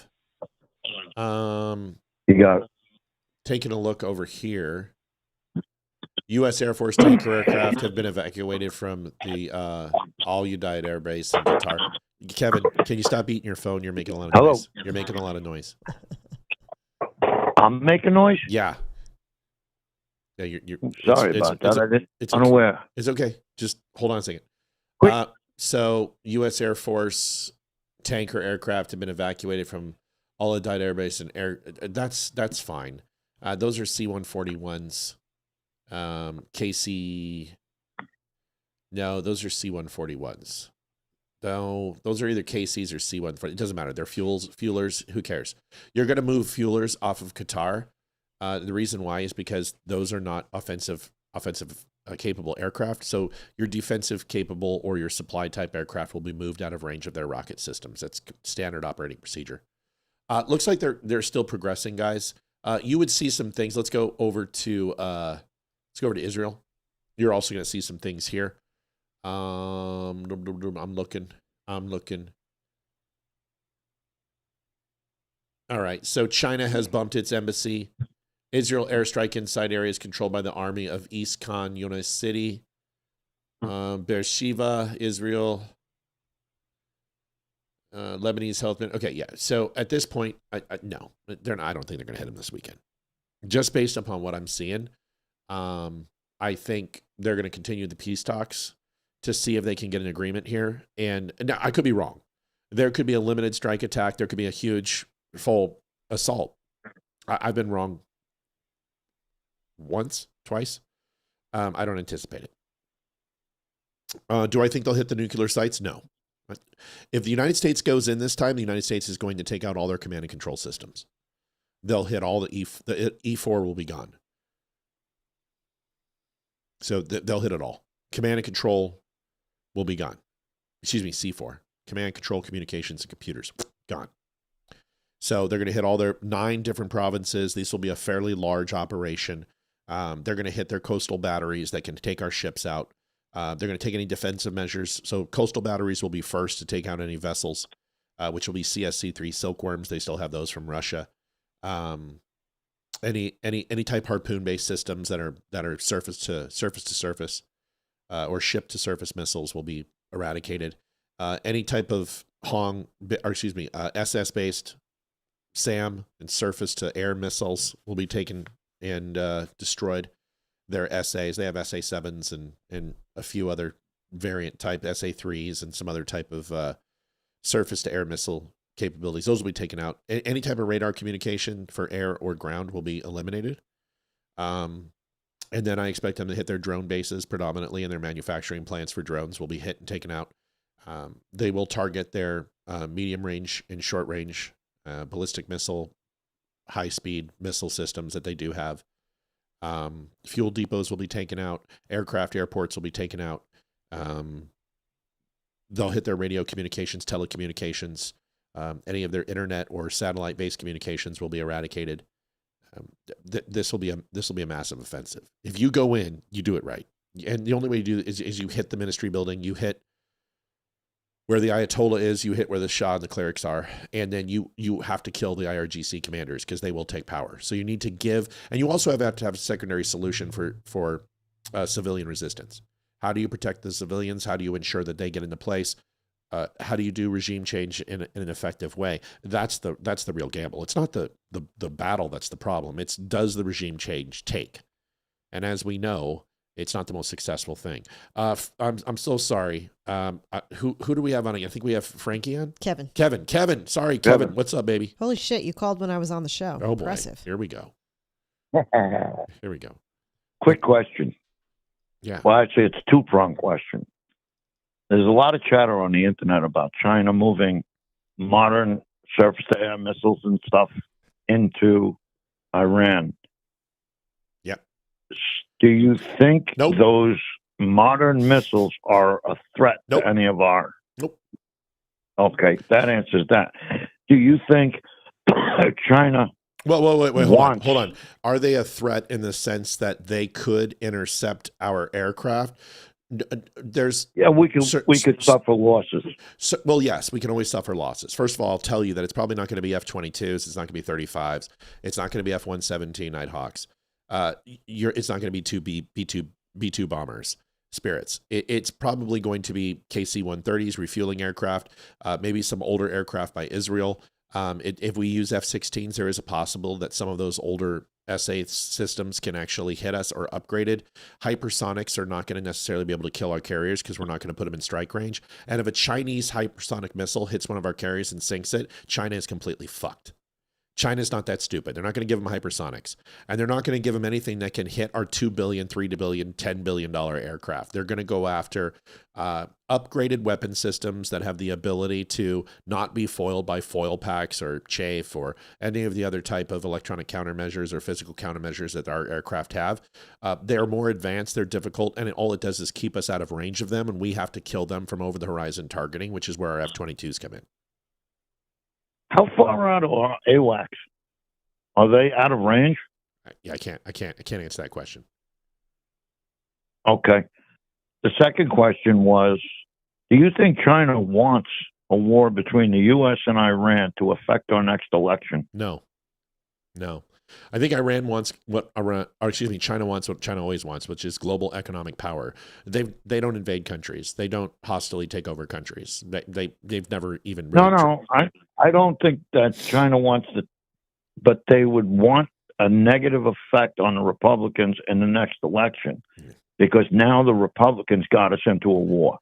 There's other ways to do that. All they have to do is keep dumping money into our colleges, dumping money into our political action committees like they are.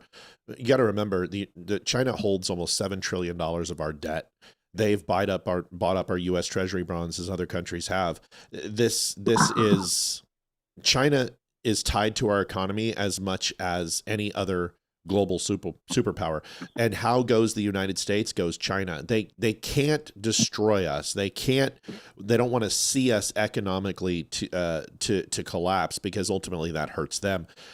And also, they don't want a war with Iran because that changes the energy profile. They get a lot of their energy from Iran. They got a lot of it from Venezuela. So now you're talking about a country that was already energy deficit, and they were deprived of massive amounts of energy for their provinces. That's why all the rural areas in China are complete ghost towns and basically rice burner villages, is because they don't have enough energy to irrigate, to create infrastructure, to build what they've built in the other provinces of China. And the reason why is its power. That's what limits them. So if a war with the United States increases overall energy costs, it limits and puts an embargo on Iran exporting oil to China. These are things they don't want. So are they going to run proxy and assist to make sure some infrastructure remains so they can put missile systems against some of their heaviest industry and oil productive facilities? Yes. China will do that. And they're telling the United States, leave these things up. But as far as their weapon systems are command and controlled, they don't give a shit. Okay, that's all the questions I have. Okay, buddy. I appreciate you. I love you, Kev. Thanks, bud. Thanks, Kev. Thank you. All right. Mel says, love having Kevin on the phone. Mel says, this brings back memories. I worked in cryptology. Yeah, I did a little stuff too. So I like cryptos. I like CTs. They're good people. I worked with a lot of CTs in my days. They're good. They're good people. All right. So now that we understand that we're going to be okay. Now, does this mean that China or that Iran doesn't get hit? No, it's not what it means. But I would be shocked. The talks seem to be progressing, and Donald Trump would much rather have a peaceful solution to this. And if he can kind of steal the remnants of the Iran nuclear deal, but remove the nuclear enrichment from it, he's going to get a win. Yeah. Yeah. And if you have a question, yeah, the easiest way is to put a Q in front of it for sure. What is the site you are looking at? It's called UA Live Maps. It's pretty much a collection of real-time intelligence from human electronics, Vigent, ELINT, Humint, Radiant, imagery analysis, everything else, satellite photographs, and it uses plot mapping and geo-coordinated mapping to go ahead and put news articles, videos, or any type of intel all in one spot. And I can check pretty much thousands of different areas across the world of hotspots geopolitically and militarily at the same time. I use it quite a bit. It's called UA Live. Most ex-Intel guys live by it. I happen to do it as well. All right. We're not done. We're still going. 201 in the kitty, and we've got more to do. So let's go. Trump cleared by Clinton.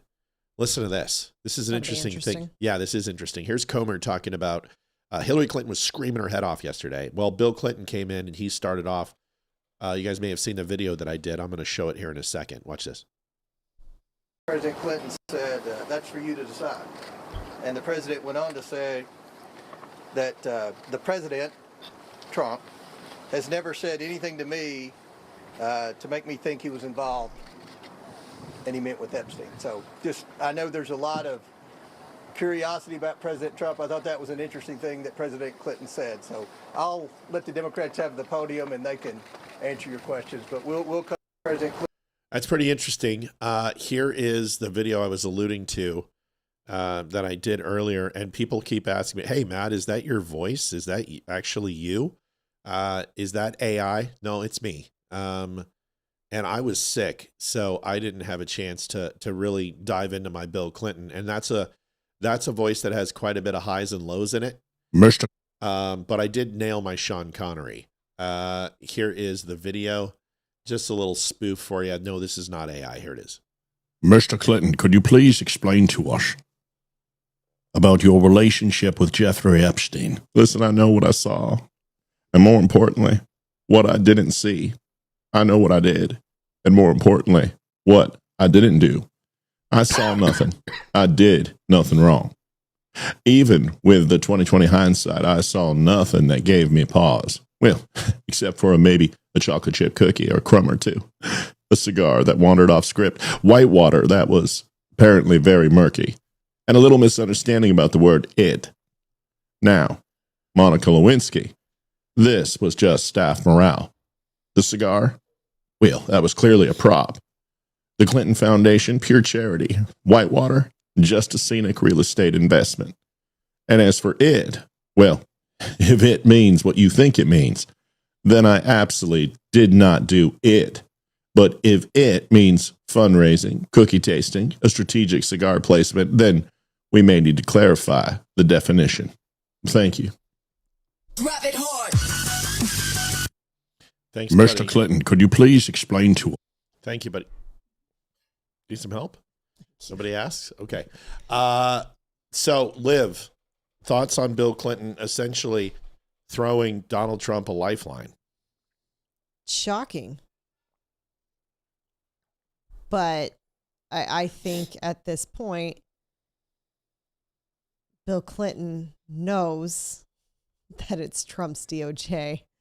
And I think he's trying to kiss ass a little bit because Clinton probably is in the Epstein files more than he is admitting. Yeah. So I would think that he's probably trying to save his own ass as opposed to throwing Trump a lifeline. Listen, I said this earlier. A lot of you guys are like, well, Donald Trump said he didn't do it. And he's in the files and he has pictures with Epstein, but we believe him. I'm going to say the following, and this may not make a lot of friends, and I really don't care. I served under Bill Clinton. I'm not a big fan of Hillary in any way, shape, or form. I think she's the Antichrist. But Bill Clinton was generally a decent president. What he did to our military and cutting our military was horribly stupid. And unfortunately, Bush had to pay for that with 9/11. But I think everyone will say that as a Democrat goes, Bill Clinton was tough on crime. He didn't like open borders. He was all about marriage was between a man and a woman. He had absolutely no misconceptions about any of that. He wasn't a war hawk. That wasn't his goal. He was generally a good president, except for cutting the military. That was stupid. But everything else, I'm pretty much, I think he's the best Democratic president that we've had, even better than Kennedy, and Kennedy was horrible. But in the modern age, he's up there in the last 75 years. He's one of the best. Do I think Bill Clinton fucked kids? No. No, I don't. Because one, I don't have any proof. Do I think very much like Trump that he was a philanderer? Yes. Do I think he spent time with Epstein and had sex with a lot of people? Yes. Do I think he got massages with girls of a younger persuasion? Probably. Do I think that he is guilty of being friends with Epstein and taking advantage of that friendship and then partied with him and did things? Yes, I do. Until he didn't. And the problem is that with Clinton, the only issue that I have is that once they knew who he was, they still continued to benefit from him, partied with him, hung out with him, was at Chelsea Clinton's wedding. Oh, okay, well, Maxwell was just a plus one. I don't give a shit. Nope. You think I'm going to allow someone like that at my wedding? No. But until we have incontrovertible, yes, I know I understand how many flights he took. I know he took 27 flights. I know he was at the White House 17 times. I know all of these things. I've read the files to a point where I understand what we're talking about. What I'm trying to explain to you is that if you have to say there is no evidence for Trump, you have to say the same thing with Bill Clinton. Now, the photograph of Bill Clinton with Bill Gates, and that's fake. The one with the pool reflection. If you would like, I can get the photo for you and I can break it down and show you why. I've run it through 3 programs. It is fake. The reflections in the pool are completely fabricated. I've had a pool my whole life. I had a pool in Houston. I had a pool in California. Olivia will tell you. I've taken photographs at night with a pool all the time, and I know how light reflects off the water, and it certainly doesn't reflect in that way, and it certainly has an opacity decrease in it, and that didn't. It's literally just them changing the picture, flipping it over, and laying it in the water, and then using a brush to go ahead and fade out and erase some of the key parts that would not be reflecting. But if you want to look at that Epstein's legs, and you can see his knees are in the water. But then Bill Gates is literally like 4 feet from the edge, and his knees are in the same spot as Epstein on the reflection. Right there, that shows you it's manipulation, because that's not the way light and that's not the way reflection works. It wouldn't immediately make Bill Gates 12 feet tall. That's just not the way it works.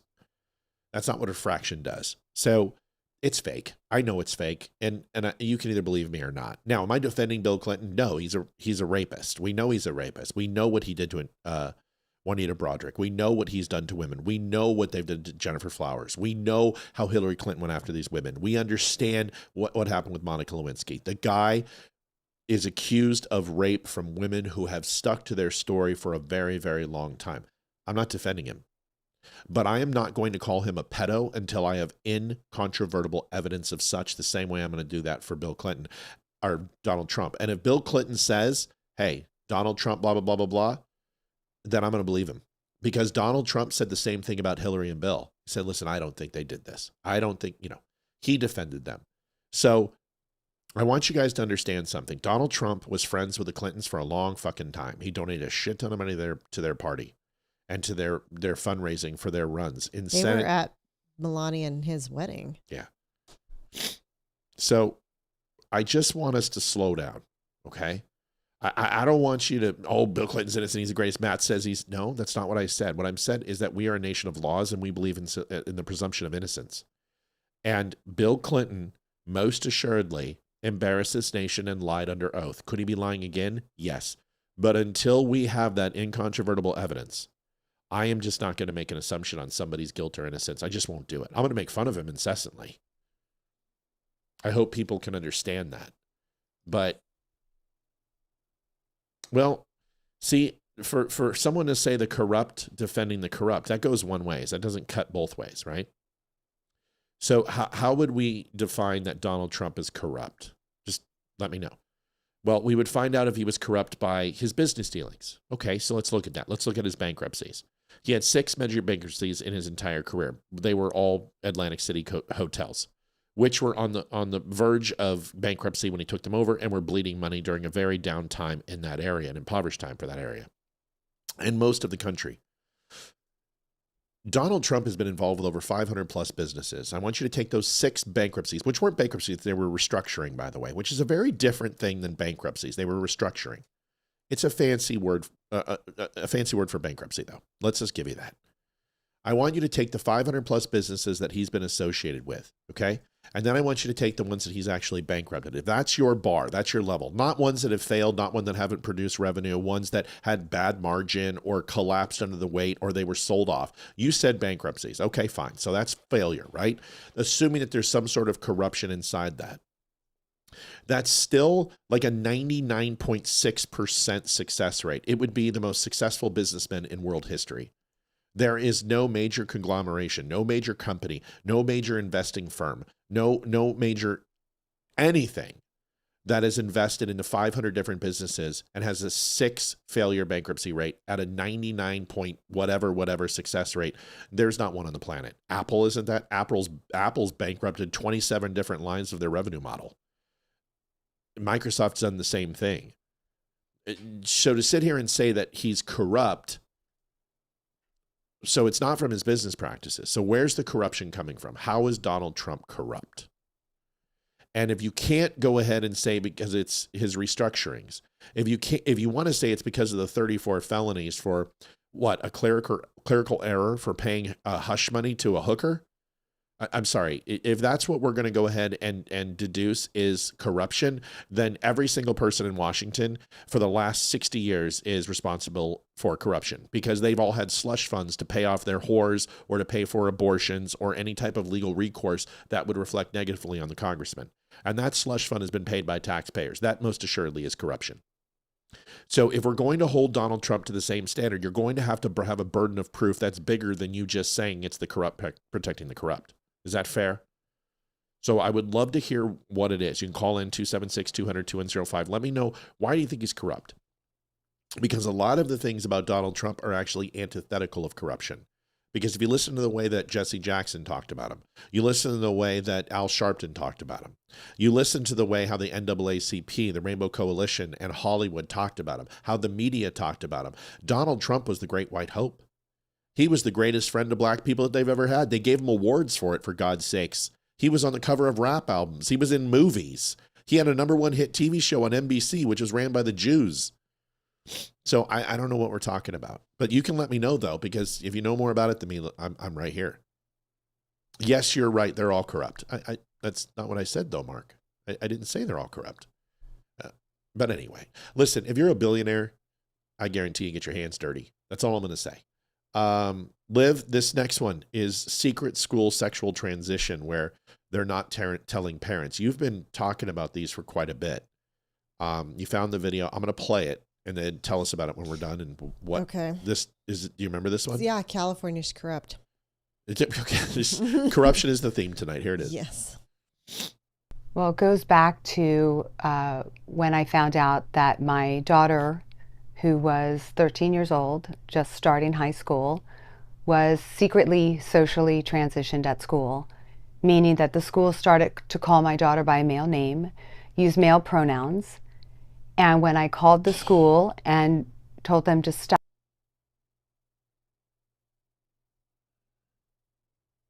Who just said that? Joseph Hillstrom. Mallory died? Mallory Klondike? Mm-hmm.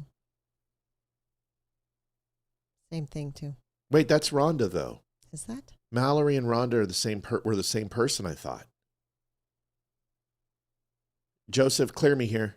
Yeah. Make sure I'm right, because I know Mallory and Rhonda were the same same accounts. I didn't know that. I thought they were. Yep, they're the same person. Okay, good. God, Okay. I thought about it when Olivia told me. I'm like, wait a second. I didn't know that. No, it's okay. It's okay. It's totally fine. Here's the rest. That next week, Child Protective Services was at my door. The next day, the police. And that was an immediate alert to me that the school wants to know better than wants to parent my child, and that if I didn't follow and call my daughter a boy, that Child Protective Services may come and take my child away. And at the time, I didn't really know how dangerous the situation was. I later learned that parents in Southern California had lost custody of their children because she wouldn't transition her daughter, she wouldn't call her daughter a male, and CPS took her child. So now I knew that I already had a black mark. And a few months later, my daughter ran away. And the normal thing for a parent to do is to ask law enforcement to help find your child. She's 13. Do you know what this means for us? Because they were trying to sell Hayden as a pansexual, right? Mm-hmm. And Hayden had the claims that we were transphobic and all this other stuff. Yes, that was in the report, wasn't it? You wonder if that's why they did this. There's no sound. Yeah, there's sound. I don't know what we're talking about. Female, alone at night. It's 2 o'clock in the morning, 3 o'clock in the morning. And I can't make that phone call because I know that there's already a file opened up on me and that Child Protective Services can swoop in anytime and take my child. So many things going through my head, okay, at this moment. Is this a kind of blackmail? Like, how do you describe this scenario that you know if you don't basically follow what these people are demanding of you, you might lose your child? Well, it's coercion at its highest level. It's telling a parent that I want that painting of the First Continental Congress behind him. That is amazing. you either need to transition your child or you don't get to keep your child. It's forcing a parent to socially transition their child and later medicalize their child. Puts them in a position of, the worst position a parent could be in is knowing that the government is coming after you because you believe in biological sex. You want to raise your daughter as a daughter that you know you birthed, that you know no human has ever changed sex. And you have the government telling you, no, you're abusive. You don't get to parent your child. The government knows better. This is America. This is insane. I'm just going to say, I love the painting, by the way. I would kill for that painting. Not that this isn't a serious topic, but that is a great painting. Just saying. Liv, what in the name of Sam Hell's going on here? CPS is starting to overstep their bounds. This isn't the first time. No. I mean, it's the fact that, I thought they were crazy when I was told that I had to that if I limited the amount of snacks my child had before dinner was abuse. If I didn't let them eat whatever they wanted to in the house, it was considered abuse. If I took their phone away and grounded them from any type of electronics, it was abuse. The government needs to stay out of our lives and let us raise our children. That's and insanity. They are overstepping their bounds. And the fact that they can do it shocks me. Oh, yeah. I mean, taking someone out of the home because you don't they want to let disagree with your parenting skills. That's ridiculous. That's all they're doing is they're saying you're parenting wrong, and because we feel that the way you're parenting your child is wrong, so we're going to parent your child for you and take your kid away because you're not set to be a parent. That's not how it's supposed to be. No one gets to choose how parents should raise their children except the parents. And right. And that, we set that standard a long time ago with relatives too and said, nope, you don't really get a say on, doesn't matter who you are in their life, you don't get a say on how our children are raised, whether or not you disagree with it. And if you have a problem with that, you just don't have to be a part of our lives anymore. And I did say that to a couple family members as well. So I don't understand why that this is happening. It doesn't make any sense. No. I don't understand why we've gotten to this, to where our government can now parent our children. No, there needs to be a reckoning. Yeah, there does. Absolutely it does. And who is doing this social transitioning? Well, that's the thing. And it's not, what is social transitioning? Please explain to me who feels that they have the ability to alter someone's neurons and their pathways. Kids are impressionable.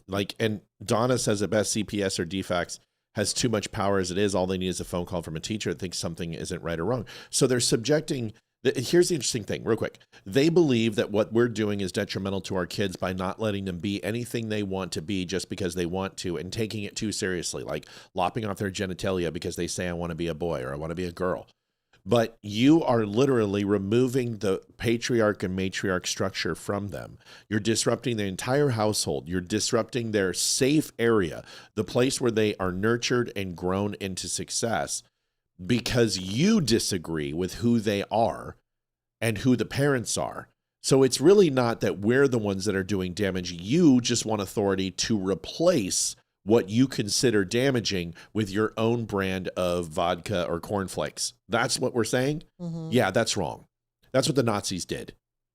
That's what the Nazis did. They came in and they took the kids, they killed the elderly, and they put the other people in camps and went ahead and re-educated the youth. And those who were not adapting to the re-education were also gassed with Zyklon B and thrown into incinerators.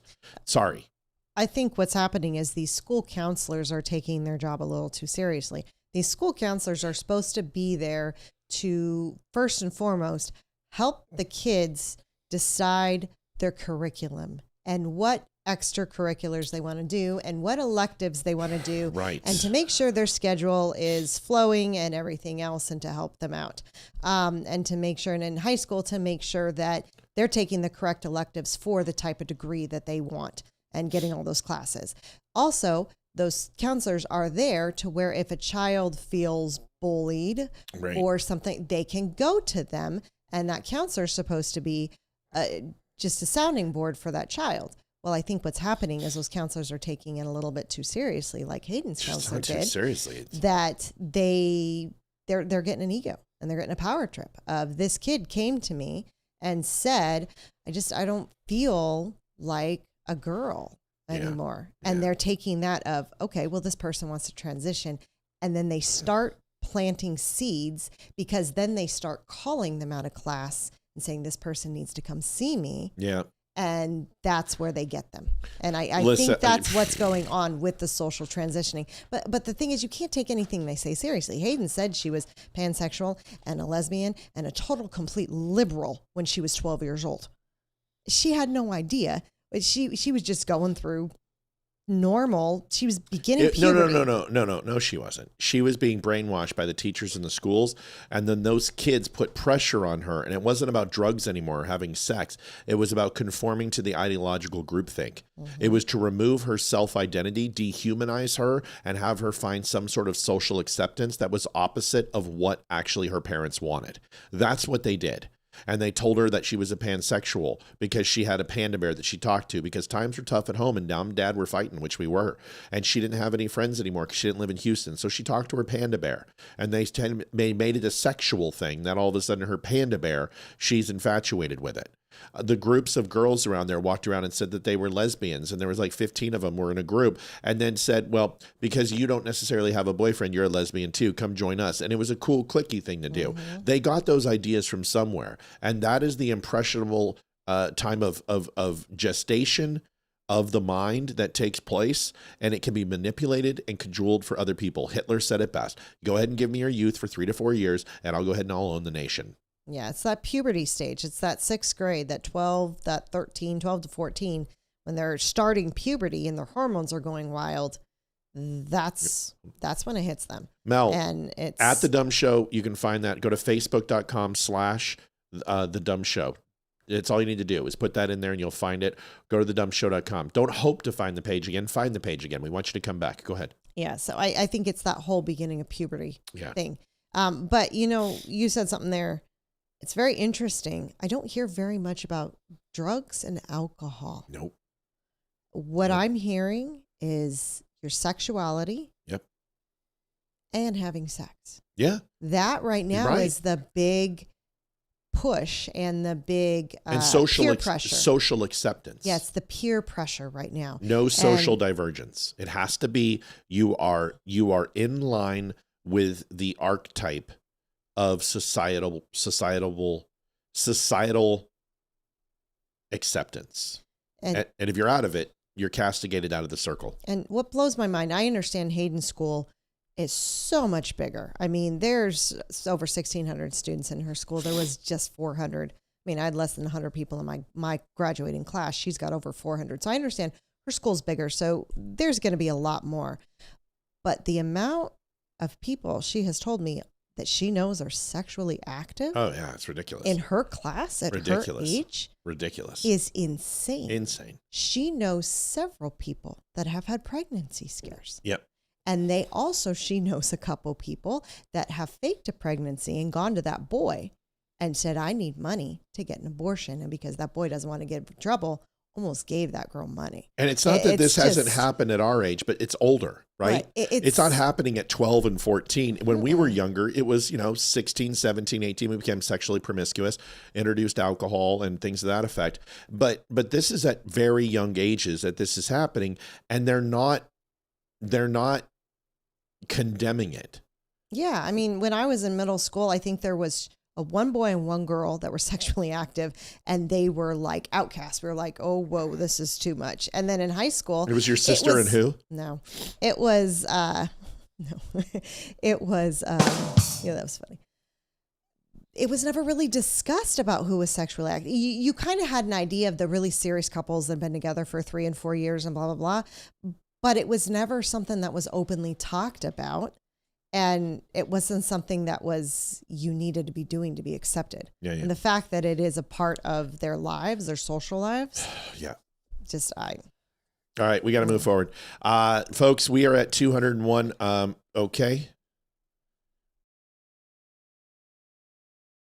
$200. Rest in peace, Rhonda, till we all meet again. Chuck, amazing. Thank you so much, Chuck, for pushing us over the top. We were going to hold that one a little bit, but you know what? That's awesome. We love you and we appreciate you. Thanks so much, Chuck, for putting that in. ID Street Conversation. You had found this one. This is from one of our favorites. I can't remember her name, but she's fantastic. Here it is. Voter ID is. Yeah, of course I know what voter ID is. It's not necessary. Voter fraud in this country is not an issue, and it never really has been. Do you guys have an ID? Yeah. An ID? Yeah. Yeah. It restrict probably minority rights. People don't have access to getting IDs, so that would have an effect if it did pass. Do you think it's racist to ask every American citizen to present an ID when they go to vote? No. No. Republicans, their current strategy is to add as many barriers as possible to voting, which is what happened in the Jim Crow era. That's where that comparison comes from, and I don't think it's wrong to make comparisons.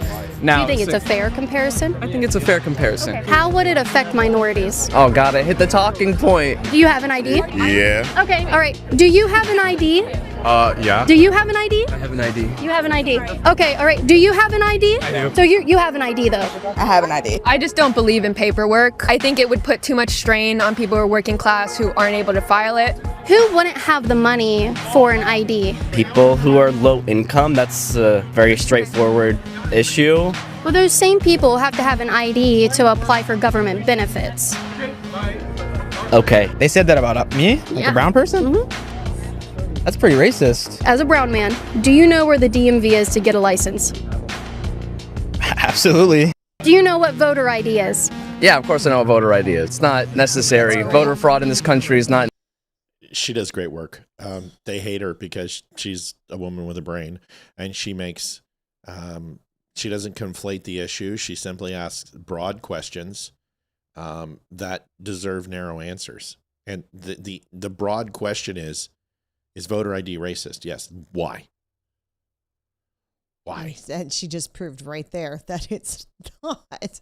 Yeah. That's the thing is these people. Okay. These people. What do you mean by these people? As in anyone who they're saying that they aren't able to get an ID. So it's racist against these people to require them to have an ID to vote. They're saying low income. These are the same people that are on welfare and government benefits. You need that ID. Here's the other thing. Right. The new women who are married. Here's the thing. You don't change your name on your birth certificate when you get married. Your birth certificate stays the same no matter what you do. You get married 10 times, your birth certificate stays the same. Mine will always have the name Olivia Nicole Rice on it. Period. That will never change, even though I've been a Spear longer than I was a Rice now. That's not going to change. So the fact that people are saying when you're married, those women who are married aren't going to be able to get an ID. No. Honestly, it was easier to get an ID after I got married than it was to get an ID during COVID. I'll tell you that. Right. I mean, Right. all you got to do is take your birth certificate and your marriage certificate down to the DMV. You present them, you fill out the paperwork, you take a test if needed, you take a picture, get your ID in the mail 2 weeks later. It doesn't take any more time. It's just one extra piece of paper you got to take with you. Here's the thing. This ends the argument. You ready? Yes. You be a liberal. Okay. I'm gonna be a Republican. You Okay. ready? Mm-hmm. All right. Here it is. Ready for my question? Yes. Okay. Do you think voter ID is racist? Yes. Why? Because I don't think people of color and low income, low income can't afford to get an ID. Okay. And people of color, they just aren't able to get. Maybe they don't have a car and can't make it to the DMV. Got it. So what you're saying is that every minority in America has been voting illegally. I never thought of that. That's great. Perfect. Thank you for proving why we need voter ID. Yep. Perfect. So you can't have it both ways, liberals. Either everyone's cheating and they're stealing the vote because they don't have IDs because they're too dumb to get them, or they already have IDs and know how to do it, and all they need to do is go ahead and ensure that they have a real ID or voter ID, whatever we decide to go ahead and make the standard. So nobody said, but see, this is the problem. This is very much like I am getting into that form of debate where it's like, just attack the argument. Like, so what are you saying? You're saying voter ID is racist. Okay, great. So what you're saying is that every single person in America who's a minority or a woman have been fraudulently voting in our elections. How long has this been happening? Oh, no. The people who got ID, they got ID. They have ID and they're minorities and women and they were doing it legally. Oh, so which type of minorities and women aren't able to get ID? Is there a specific class of person?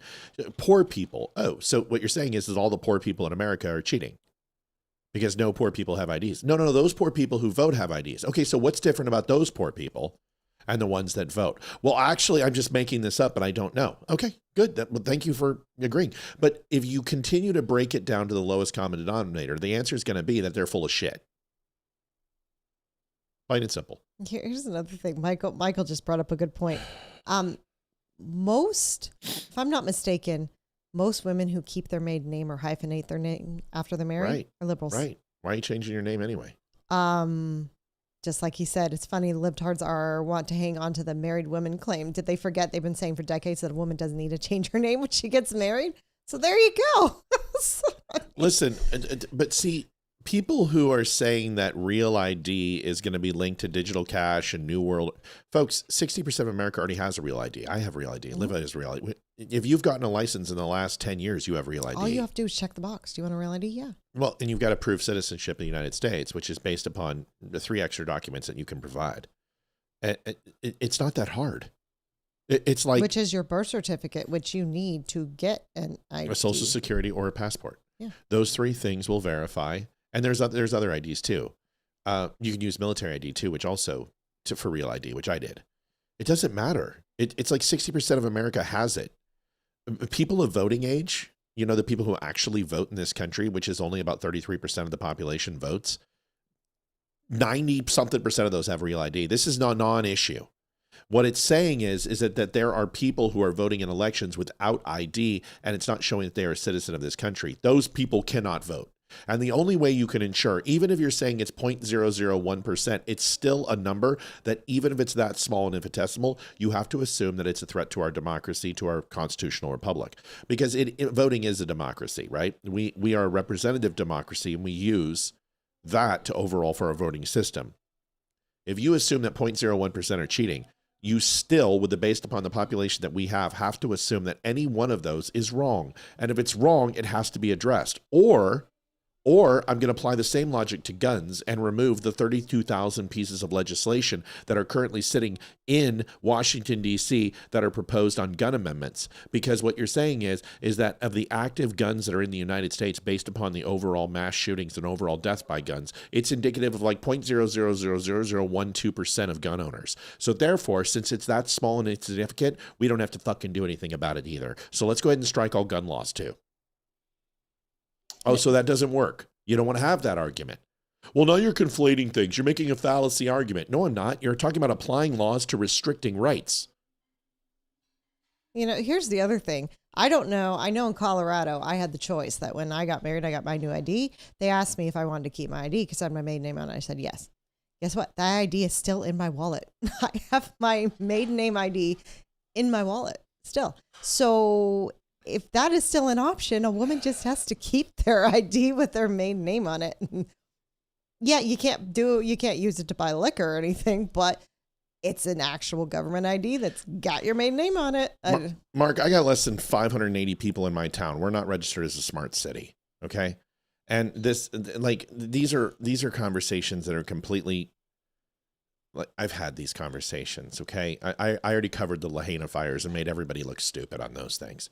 I loved it. They're Jewish space lasers. Yeah, I crushed those people. By the way, Lahaina, it's property. They put legislation in place literally 30 days after the fires to ensure that nobody or no insurance came in and bought up big grabs of land. What they are finding is that the people sold the land that they had to large manufacturers for a shitload of money. That's what happened. Is the actual people who owned the land sold it instead of rebuilding and left. Well, you can't control that. Certainly can't control that. But there are laws of big companies forcing people out and not rebuilding. The people who want to rebuild are rebuilding. The people who want to have their land have it. But most of those people just simply sold it and cashed in and moved somewhere else. You can't stop that. That's called capitalism. Look it up and prove me wrong. Dude, you're not listening. I live in a town of 560 people.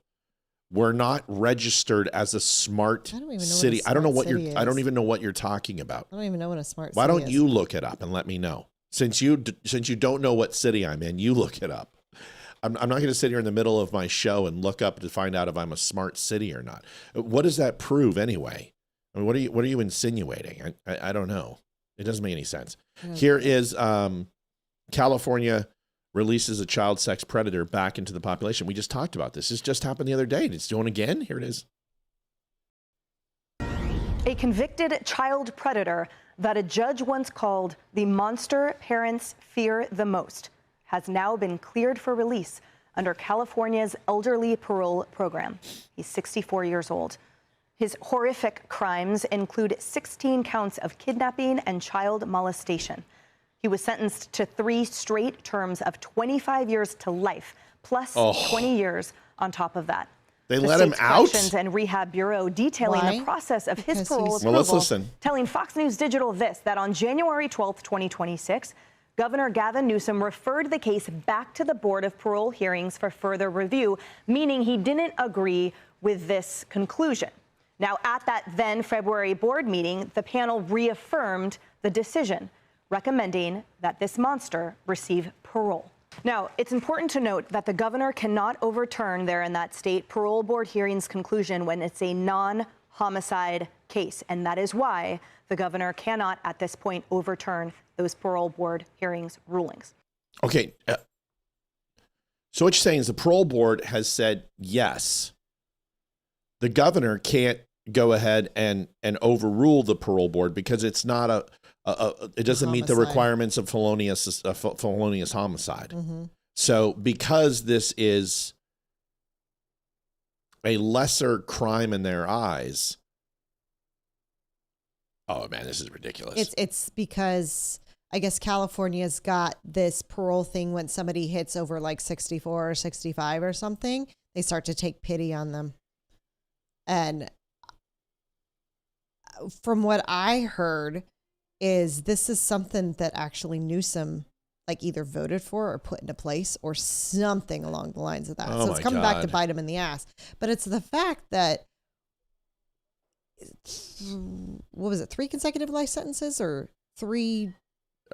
Yeah, it doesn't matter. I mean, the fact that he should be there until he dies. I mean, why is he even being considered for parole with what he did? Yeah, I don't know. That's insanity.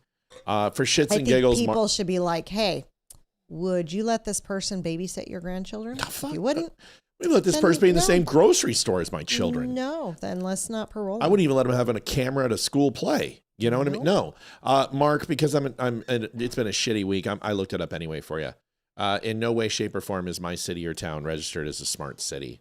In fact, there's only 30 independent cities in the entire state of Virginia who are even considered not to be a standard commonwealth that have different rules and regulations as far as the way they govern.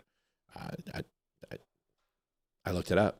There's nothing there. I told you. Like I know this city better than you probably know your city and state just because it's so small. I mean, I can literally walk around my entire city in an hour and a half. So we're just small town girl living in a lonely world. You know what I mean?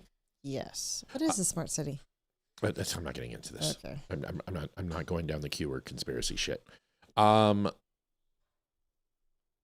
California, we did that. Alex Stein is a troll. Now you found this. This is where he goes into the school board or city council and just. Yeah, I watched it and I was like, it's real. Is this real? Oh, it's real. It's Alex Stein. I guarantee it's real. I was like, I was so confused. This is the guy that ripped ripped that Democrat woman and was just absolutely horrible. It's okay, Mark. I'm not mad at you. I don't need to check. Like, I'm a pretty smart guy. And if there was something on the books, we would know. We're in my town of 560, we're pretty freaking special. People know who we are. They don't like us a lot. They don't like me. They love Olivia. They hate me. Alex, not all of them though. Alex Stein trolls. Here it is. Welcome. Introduce yourself. Go ahead. My name's Alex Stein. And Mark, I'd watch out for it, man. I know what you're saying, dude. I understand what they want to try to do. We're a very conservative town. Here's Alex Stein. All respect. I'm considered one of the sexiest men in conservative politics. And one thing I want to say, a lot of people are going to hear my testimony and you're going to say you're anti-LGBTQ. I want to say that's impossible because I'm a Dallas Cowboys fan. So obviously I have a lot of gay pride. But, a lot of conservatives like yourself, you want to outlaw transgenders in women's sports. I disagree. I like transgenders in women's sports because you can gamble on them and win money. I won so much money on Leah Thomas's propeller in that pool. I almost turned DraftKings into Draft Queens. And, I actually like transgenders in the military, too, because, first of all, transgenders are some of the meanest people on planet Earth, so they'd make a good soldier, don't you think? And then, second of all, transgenders love to do mass shootings. So, that's perfect for a military veteran. And then on top of that, the suicide rate is incredibly high among transgender people. So we could just use them like the Taliban has suicide bombers. Maybe you guys can actually, if you commit suicide, actually help us in the battlefield. So that would be good. So I think we need transgenders in the military and women's sports. Now, when we come to the bathroom bill, though, this is an asymmetrical problem. Because, first of all, no dude cares if, like, a bisexual woman comes in there and tries to use, like, a pee funnel. If some lady boy comes in there, some, stud comes in there and wants to pee in the urinal. No guy's going to be threatened by, a trans woman.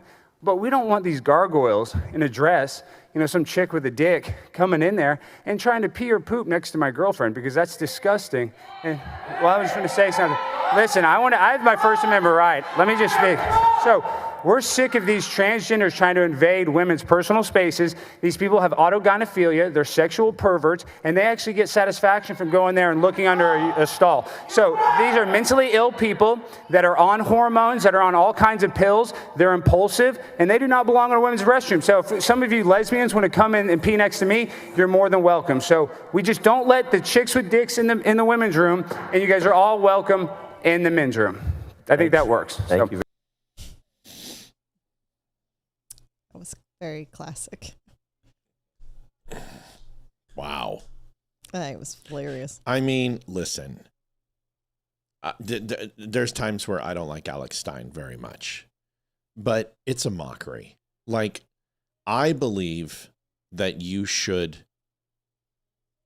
pulverize willful stupidity. Like, if people are like, oh yeah, that's a woman, and I'm like, okay, you deserve to be ridiculed. And the entire thing is a mockery. If you literally are talking about transgenderism for longer than 30 seconds and you're defending it, you're an idiot. It should come down to this. If whatever you do in your bedroom is yours, but the moment that you encroach upon my space, my rights, my comfortability level, my safety, we have a problem. And I don't want to infringe on somebody's belief system that they think they're a woman. That's fine. You can cosplay at all. That's good. But you don't need my acceptance in order for you to be delusional. Your delusion is the problem. And you want me to suffer through your delusion so you can feel accepted. Listen, the reason why you're transgender to begin with is because you lack acceptance of your own self. So if you can't accept yourself, what makes you think I'm going to be able to? And why do you covet it so much? I don't agree with Alex Stein's approach in a formal setting, but at this point, how else are you supposed to do it with a straight face? I don't know. Because we've tried the logical route. We've tried the shame route. We've tried the biblical route. At this point, just straight up mockery and offensive nature might be the... know how stupid they are. Yeah, that's the only thing I can think of. What do you think? I thought it was hilarious, but I mean, they try to say everything in the book of why it matters, and it doesn't. And you've said it many times before. My rights. What is it? My rights don't end where yours begin, or something along the lines of that. My rights do not end where yours begin. Is that what you say? Something along the lines of that, right? I don't remember. My free speech does you got me all jumbled. I know. Was it my speech doesn't end. Sorry, I don't remember. I don't know because I don't know if I say it that way. Let me try. Yes, my free speech doesn't. My speech doesn't end because yours began. No, your speech doesn't. I don't know why I'm so kerfuffled. I always say this. You do. That's why you say it a lot, and I just don't quite remember. Oh yeah, my free speech doesn't end where yours begins. Yeah, there you go. That's what it is. It's not where theirs ends. Okay. So it doesn't. Yeah, because just because you're speaking doesn't mean that I don't have a right to talk. Just because you have an opinion doesn't mean I don't have a right to disagree with your opinion. Yeah, and why do their you feelings, exercising your right does not stop me from exercising mine. And why do their feelings matter more than your feelings? I'm sorry, but well, that's the thing. That's the thing is they expect us to be uncomfortable, to make them feel comfortable. No, that's not how that works. And it's the majority of people uncomfortable. We've reached a homeostasis around societal norms for a long time. This is not something that's new. Pretty much every society has repudiated the fact that these people think that they're women. Some are more accepting than others. But I don't have to sacrifice common sense. They're like, well, why don't you just be decent? I think lying to somebody and suffering through their delusion with them is one of the most disingenuous things you can do. Me condoning your delusion is not acceptance. It's me placating you. Enabling you. I think a doctor or researcher needs to start a research and to see what is happening to these drugs that these people have to take. Oh, what is yeah. it doing to alter them? Why Well, are I'll there tell you what it so does. many transgender people involved in mass shootings now? What is it doing to their psyche and their brain to make them think like that? Well, let me ask you a question. Okay. What if you're a diesel truck and I put it unleaded? What's going to happen? The engine's going to seize, right? Right. So there are certain chemicals that run the brain. I mean, it all runs along the neuron pathways. And whether it's serotonin, whether it's dopamine, whatever it is, you have different chemicals inside of your brain that are produced by your body, and it creates stabilization. You get a certain shot of adrenaline to go ahead and increase energy levels, intensity levels, heart rate, clarity. You go ahead and positive and negative dopamine levels to go ahead and adjust your overall happiness and sadness. And these things can be imbalanced in people. So what we have found is that certain medication will go ahead and alleviate some of those inconsistencies in brain types. But if what you're saying is that you need to replace every single chemical in your body that's telling you that you're a man and switch it to the impacts of what a woman's chemical makeup would be. So you're changing dopamine levels, serotonin levels, you're changing hormone levels, estrogen levels, you're trading CDLs, you're trading free estrogen in the body. You're giving the body what it doesn't need to chemically change it to something it isn't.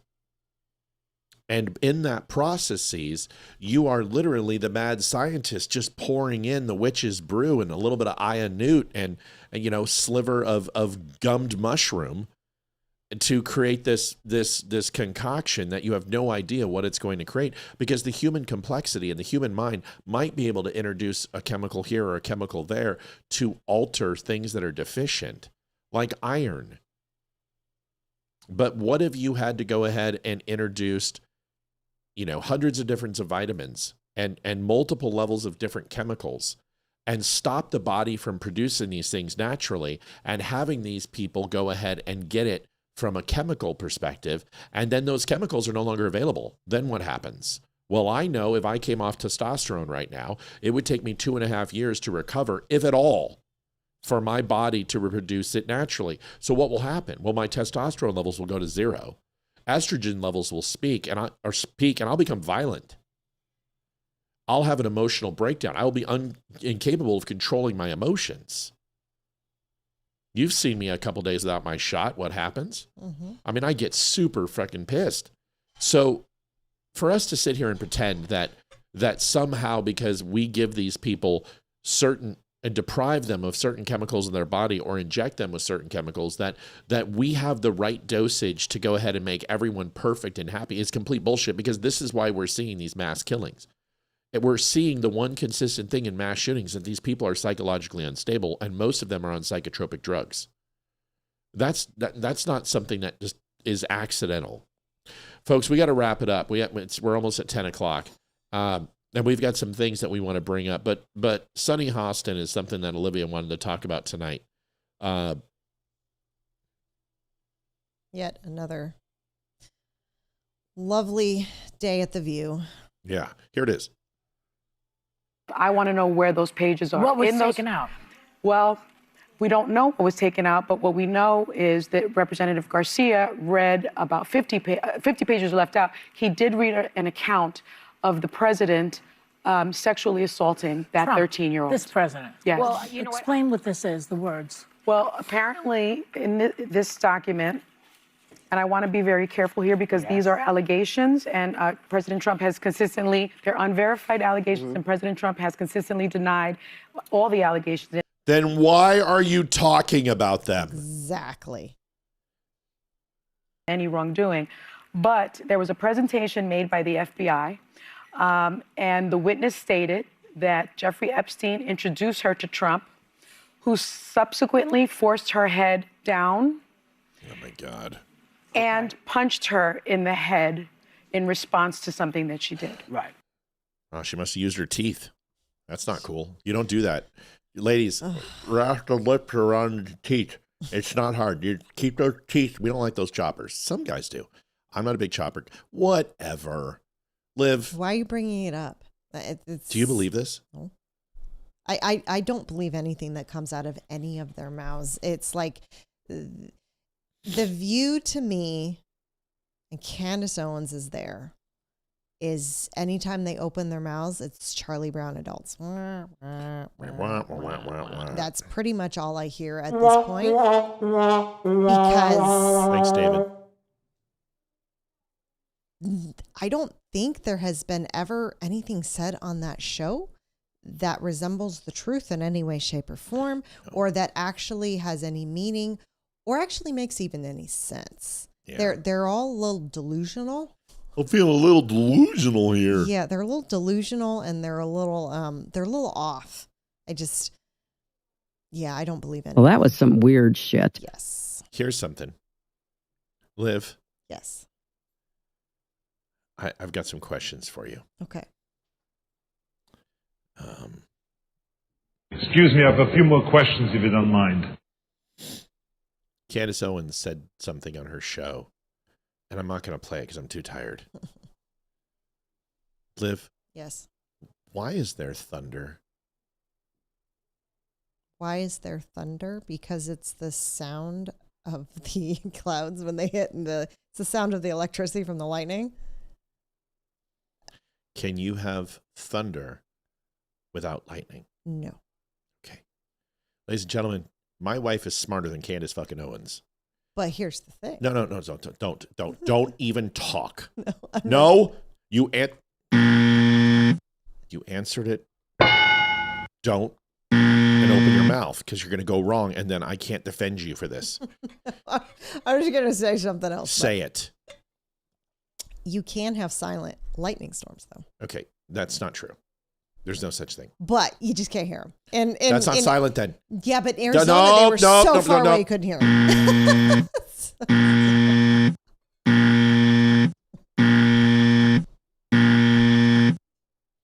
No.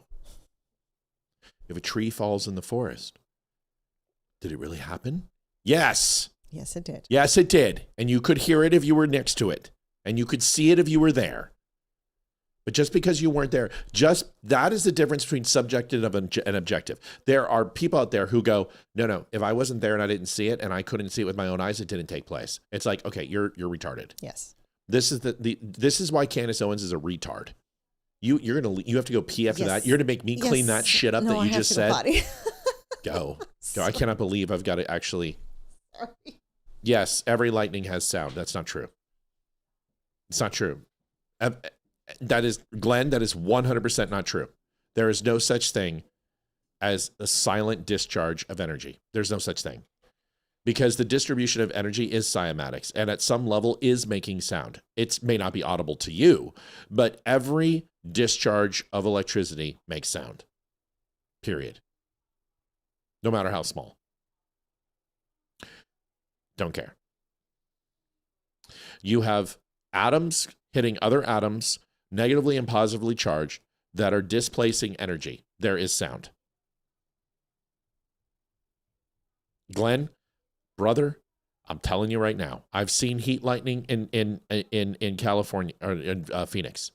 I know what heat lightning is. You are still having particles discharge energy and displacing energy from one place to another. That creates sound. You just may not be able to hear it, but it is creating sound. And another thing, sound in a vacuum, there is sound in a vacuum. You just can't hear it because in a vacuum, it doesn't allow sound to escape. But there is a process of sound taking place, and overall the vacuum stops the sound from escaping. You can hear a taser. You can hear a spark on a cigarette lighter. Any displacement of energy from excited particles is going to make a sound, an audible sound. And in a vacuum, you're like, well, it's not, you can't hear it. Yes, but you're still in space. Perfect example. Is there sound in space? Liv, is there sound in space? No, as far as I know. No sound in space because it's a vacuum. But if you remove the properties of a vacuum, could you have sound? Yes. Sound would still take place. But the sound cannot escape the vacuum's overall pressure and the overall restraining of the ability for sound wave to go ahead and make its normal patterns. That doesn't mean that sound doesn't exist in space. It's just simply you can't hear it in space. So here's the thing. Actually, Cat, that number is incorrect. Liv, look it up for Cat. Lightning, when you count it, how close it is. It's actually 1001, 1002, 1003, 1004, 1005, I believe is 1 mile. It's not 1 second. Liv's going to get us the number. Watch this. Trying to think of what to ask it. Just say, when you count 1001 for lightning, what's the measurement of time for distance? That's what you ask it. I think it's 1,000, or 1 Mississippi, 2 Mississippi is a mile. It's not 1 second. Because the speed of sound isn't relative to the speed of light. Every 5 seconds is a mile. Yeah, it's not what I grew up with. I was always told it was 1 mile for... That's why you don't want to play me on Jeopardy. So all the time that... You're wrong. I was wrong that storm was much, much closer than I actually thought it was. No. You thought it was closer.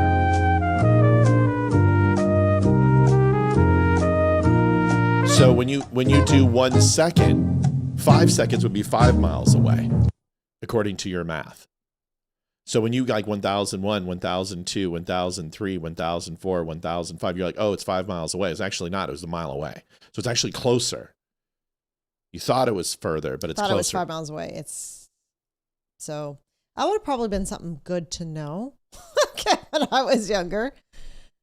But yeah, 1 second would be right next to you. Right.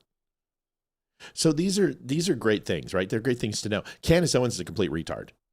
She said that there can be thunder without lightning. I'm going to play it. I'm going to play it. We'll end it on this. Okay. This is the person that people are listening to. And I'm just like, dude, she is dumb as dog shit. You know, I'm just going to say it. Courtney, the reason the pic looks a little different is it's a cartoon. It's a depiction like a cartoon. What, on our cover art? Yeah. Yeah. So it's an AI painting interpretation of our cover. And it's honestly done really well because podcast cover art, it gets a lot of clicks. Do you guys hate it? If you hate it. That's the first time I've had anyone just ask about it. Do you hate it? If you hate it, I'll change it back. Where she's on the pic that shows in the waiting room. Why does Matt look so different? I know it's totally funny. So understand this. When I'm standing up, I look different than when I'm sitting down on this show. Like, it's hard to explain.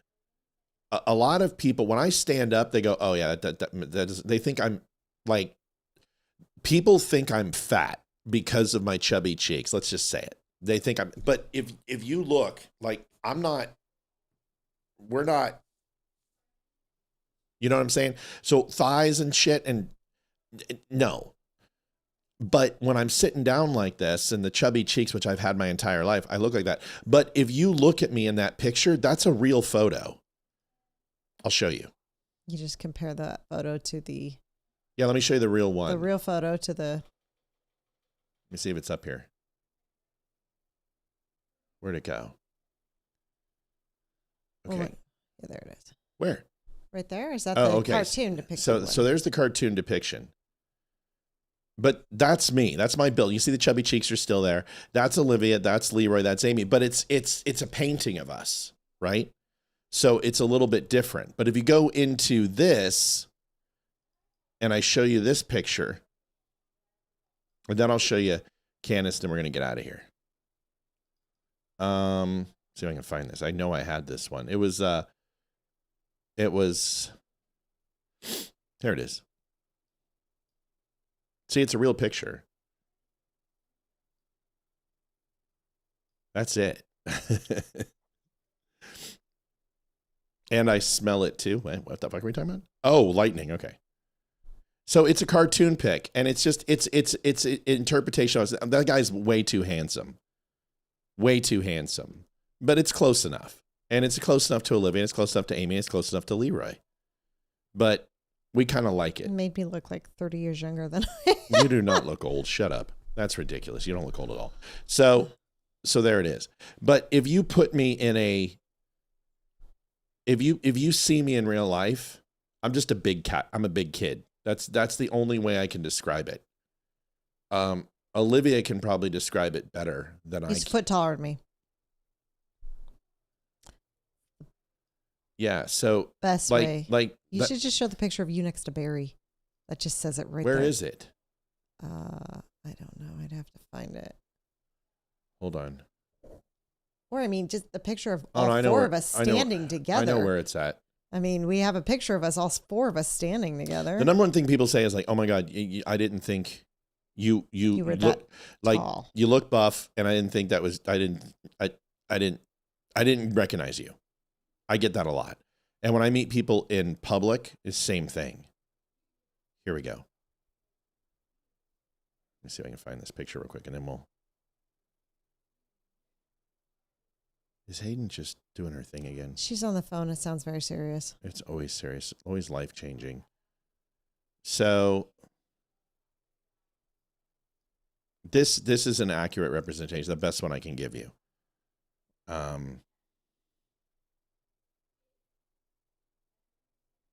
See, Barry's not a small dude.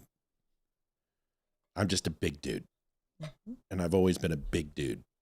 So Barry's not tiny either. So that helps explain it. Okay, here is Candace, Lightning, and then we got to go. Oh, she's squashing this thing. She doesn't want it on. She's so stupid. People are starting to eat her alive. I told you they would turn on her. Good. They need to. I told you they would turn on her. I told you it was a matter of time. And she's a black pillar. Oh my God. I know, Ash. Ash is like, it's time.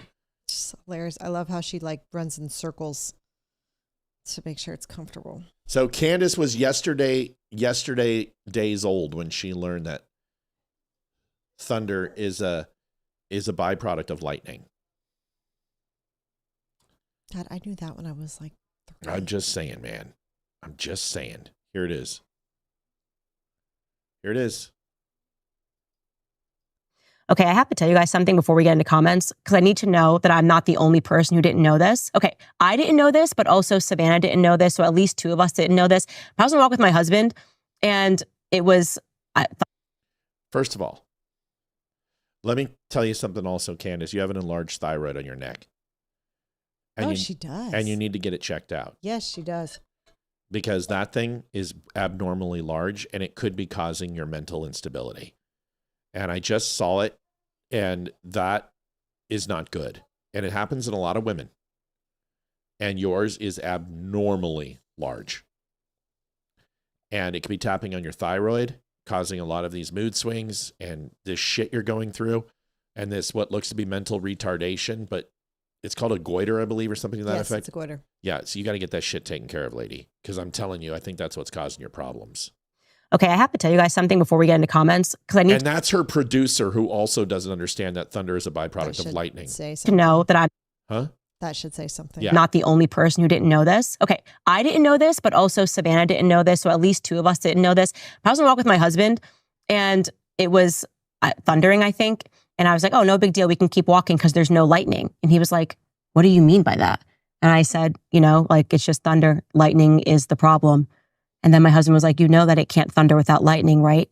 That thunder is the sound of lightning. My mind was completely blown. I promise you, in my 35 years of living, I had never heard that. And I just need to know in the live chat right now if this is just a girl thing, because me and Savannah didn't know this, or is this literally just me and Savannah are the only people in the entire world who didn't know this? Or are you shaken to your core as I was yesterday and as Savannah was this morning, learning that thunder is the sound of lightning? I don't know, guys. I have to just kind of share with you random tidbits of my life. Okay, I have to... This is a person that millions of people are listening to and handling the investigation of the murder of Charlie Kirk. I can't fucking believe people. You know what's funny? No, nothing about this. Nothing is funny. No, the whole thing's funny because she's, wow. Is when I was 33, I had this whole big thing of something that blew my mind, but it wasn't. Wasn't me. No. No, we did. It wasn't that. No. It was. I found out that Twinkle Twinkle Little Star. Oh yeah, this is wrong. And the ABC song have the same tune. Let's prove it. You sing Twinkle Twinkle, I'll sing ABC. Ready? I had no. Ready? Okay, sing Twinkle Twinkle, I'll do ABC. Ready? Okay. One. Wait. Okay. Ready? Audio out. Yep. Okay. Don't stare at me. I'm going as fast as I can. My dog is just. You ready? 1, 2, 3. A, B, C, D, E, F, G, H, I, J, K, L, M, N, O, P, Q, R, S, T, U, V, W, X, and Y, and Z. Holy shit. And the only reason I came to that realization is Ethan didn't sleep for the first 5 months of his life. And the only thing that would keep him calm down is if I propped him up on my chest, upright, didn't sit down. I had to walk. And I sang Twinkle, Twinkle, Little Star over and over and over again. I probably sang that kid Twinkle, Twinkle, Little Star at least 1 million times in his life. And then it just hit me when I was like, oh, that sounds like ABC. That was probably the lack of sleep that did that. Wow. But yeah, so that was the big realization that blew my mind, you know. Folks, when you wake up in the morning, we will be officially 15,000 away from 400,000 followers. It's been moving really, really quick. It's the end of the month, so Facebook has cut us off. They paid the money that they want, and which is very, very infinitesimal, and they're saying no more. So we'll pick back up in March. But we want to say thank you for all of your donations this month. You guys have been amazing. We will not be on tomorrow. We'll be back on Monday. We have a massive lineup for you coming. We're booked all the way till March, with a ton of great guests. And it's probably, at this point, probably going to book till through April and possibly even into May at this point, which is great. So that's good news. Amy is going to be on Monday. We're getting a whole bunch of new recruits. We're going to also have Chuck Peterson and his wife out here in studio, which was going to be awesome. And if you have not had a chance, maybe this weekend you can go over and take part where Candace Owens is accusing Eric Kirk of murdering Charlie in her 10-episode special as her crazy-ass, jealous bitch ass is trying to destroy Erica Kirk. Appreciate y'all. Can't thank you enough. Has Erica decided to sue her yet? No. For defamation? Why? Because that's all she wants. That's what she wants. Yeah, that's what she wants. You sound like a good mom, Olivia. She is a good mom. She's a great mom. She's an amazing mom. I just want you all to just think about Rhonda Edwards, also Mallory Klondike, the same person who's been on our show for a long time, and give her family thoughts and prayers, and a lot going on with people. So it's just sad when we lose a dumb family member, and we care about her a lot. So not to make this a selfish plug, but please share and get it out there and grow the family of our show because it's important. We had a good one tonight. We really appreciate you. We'll see you guys on Monday. God bless. Night, y'all.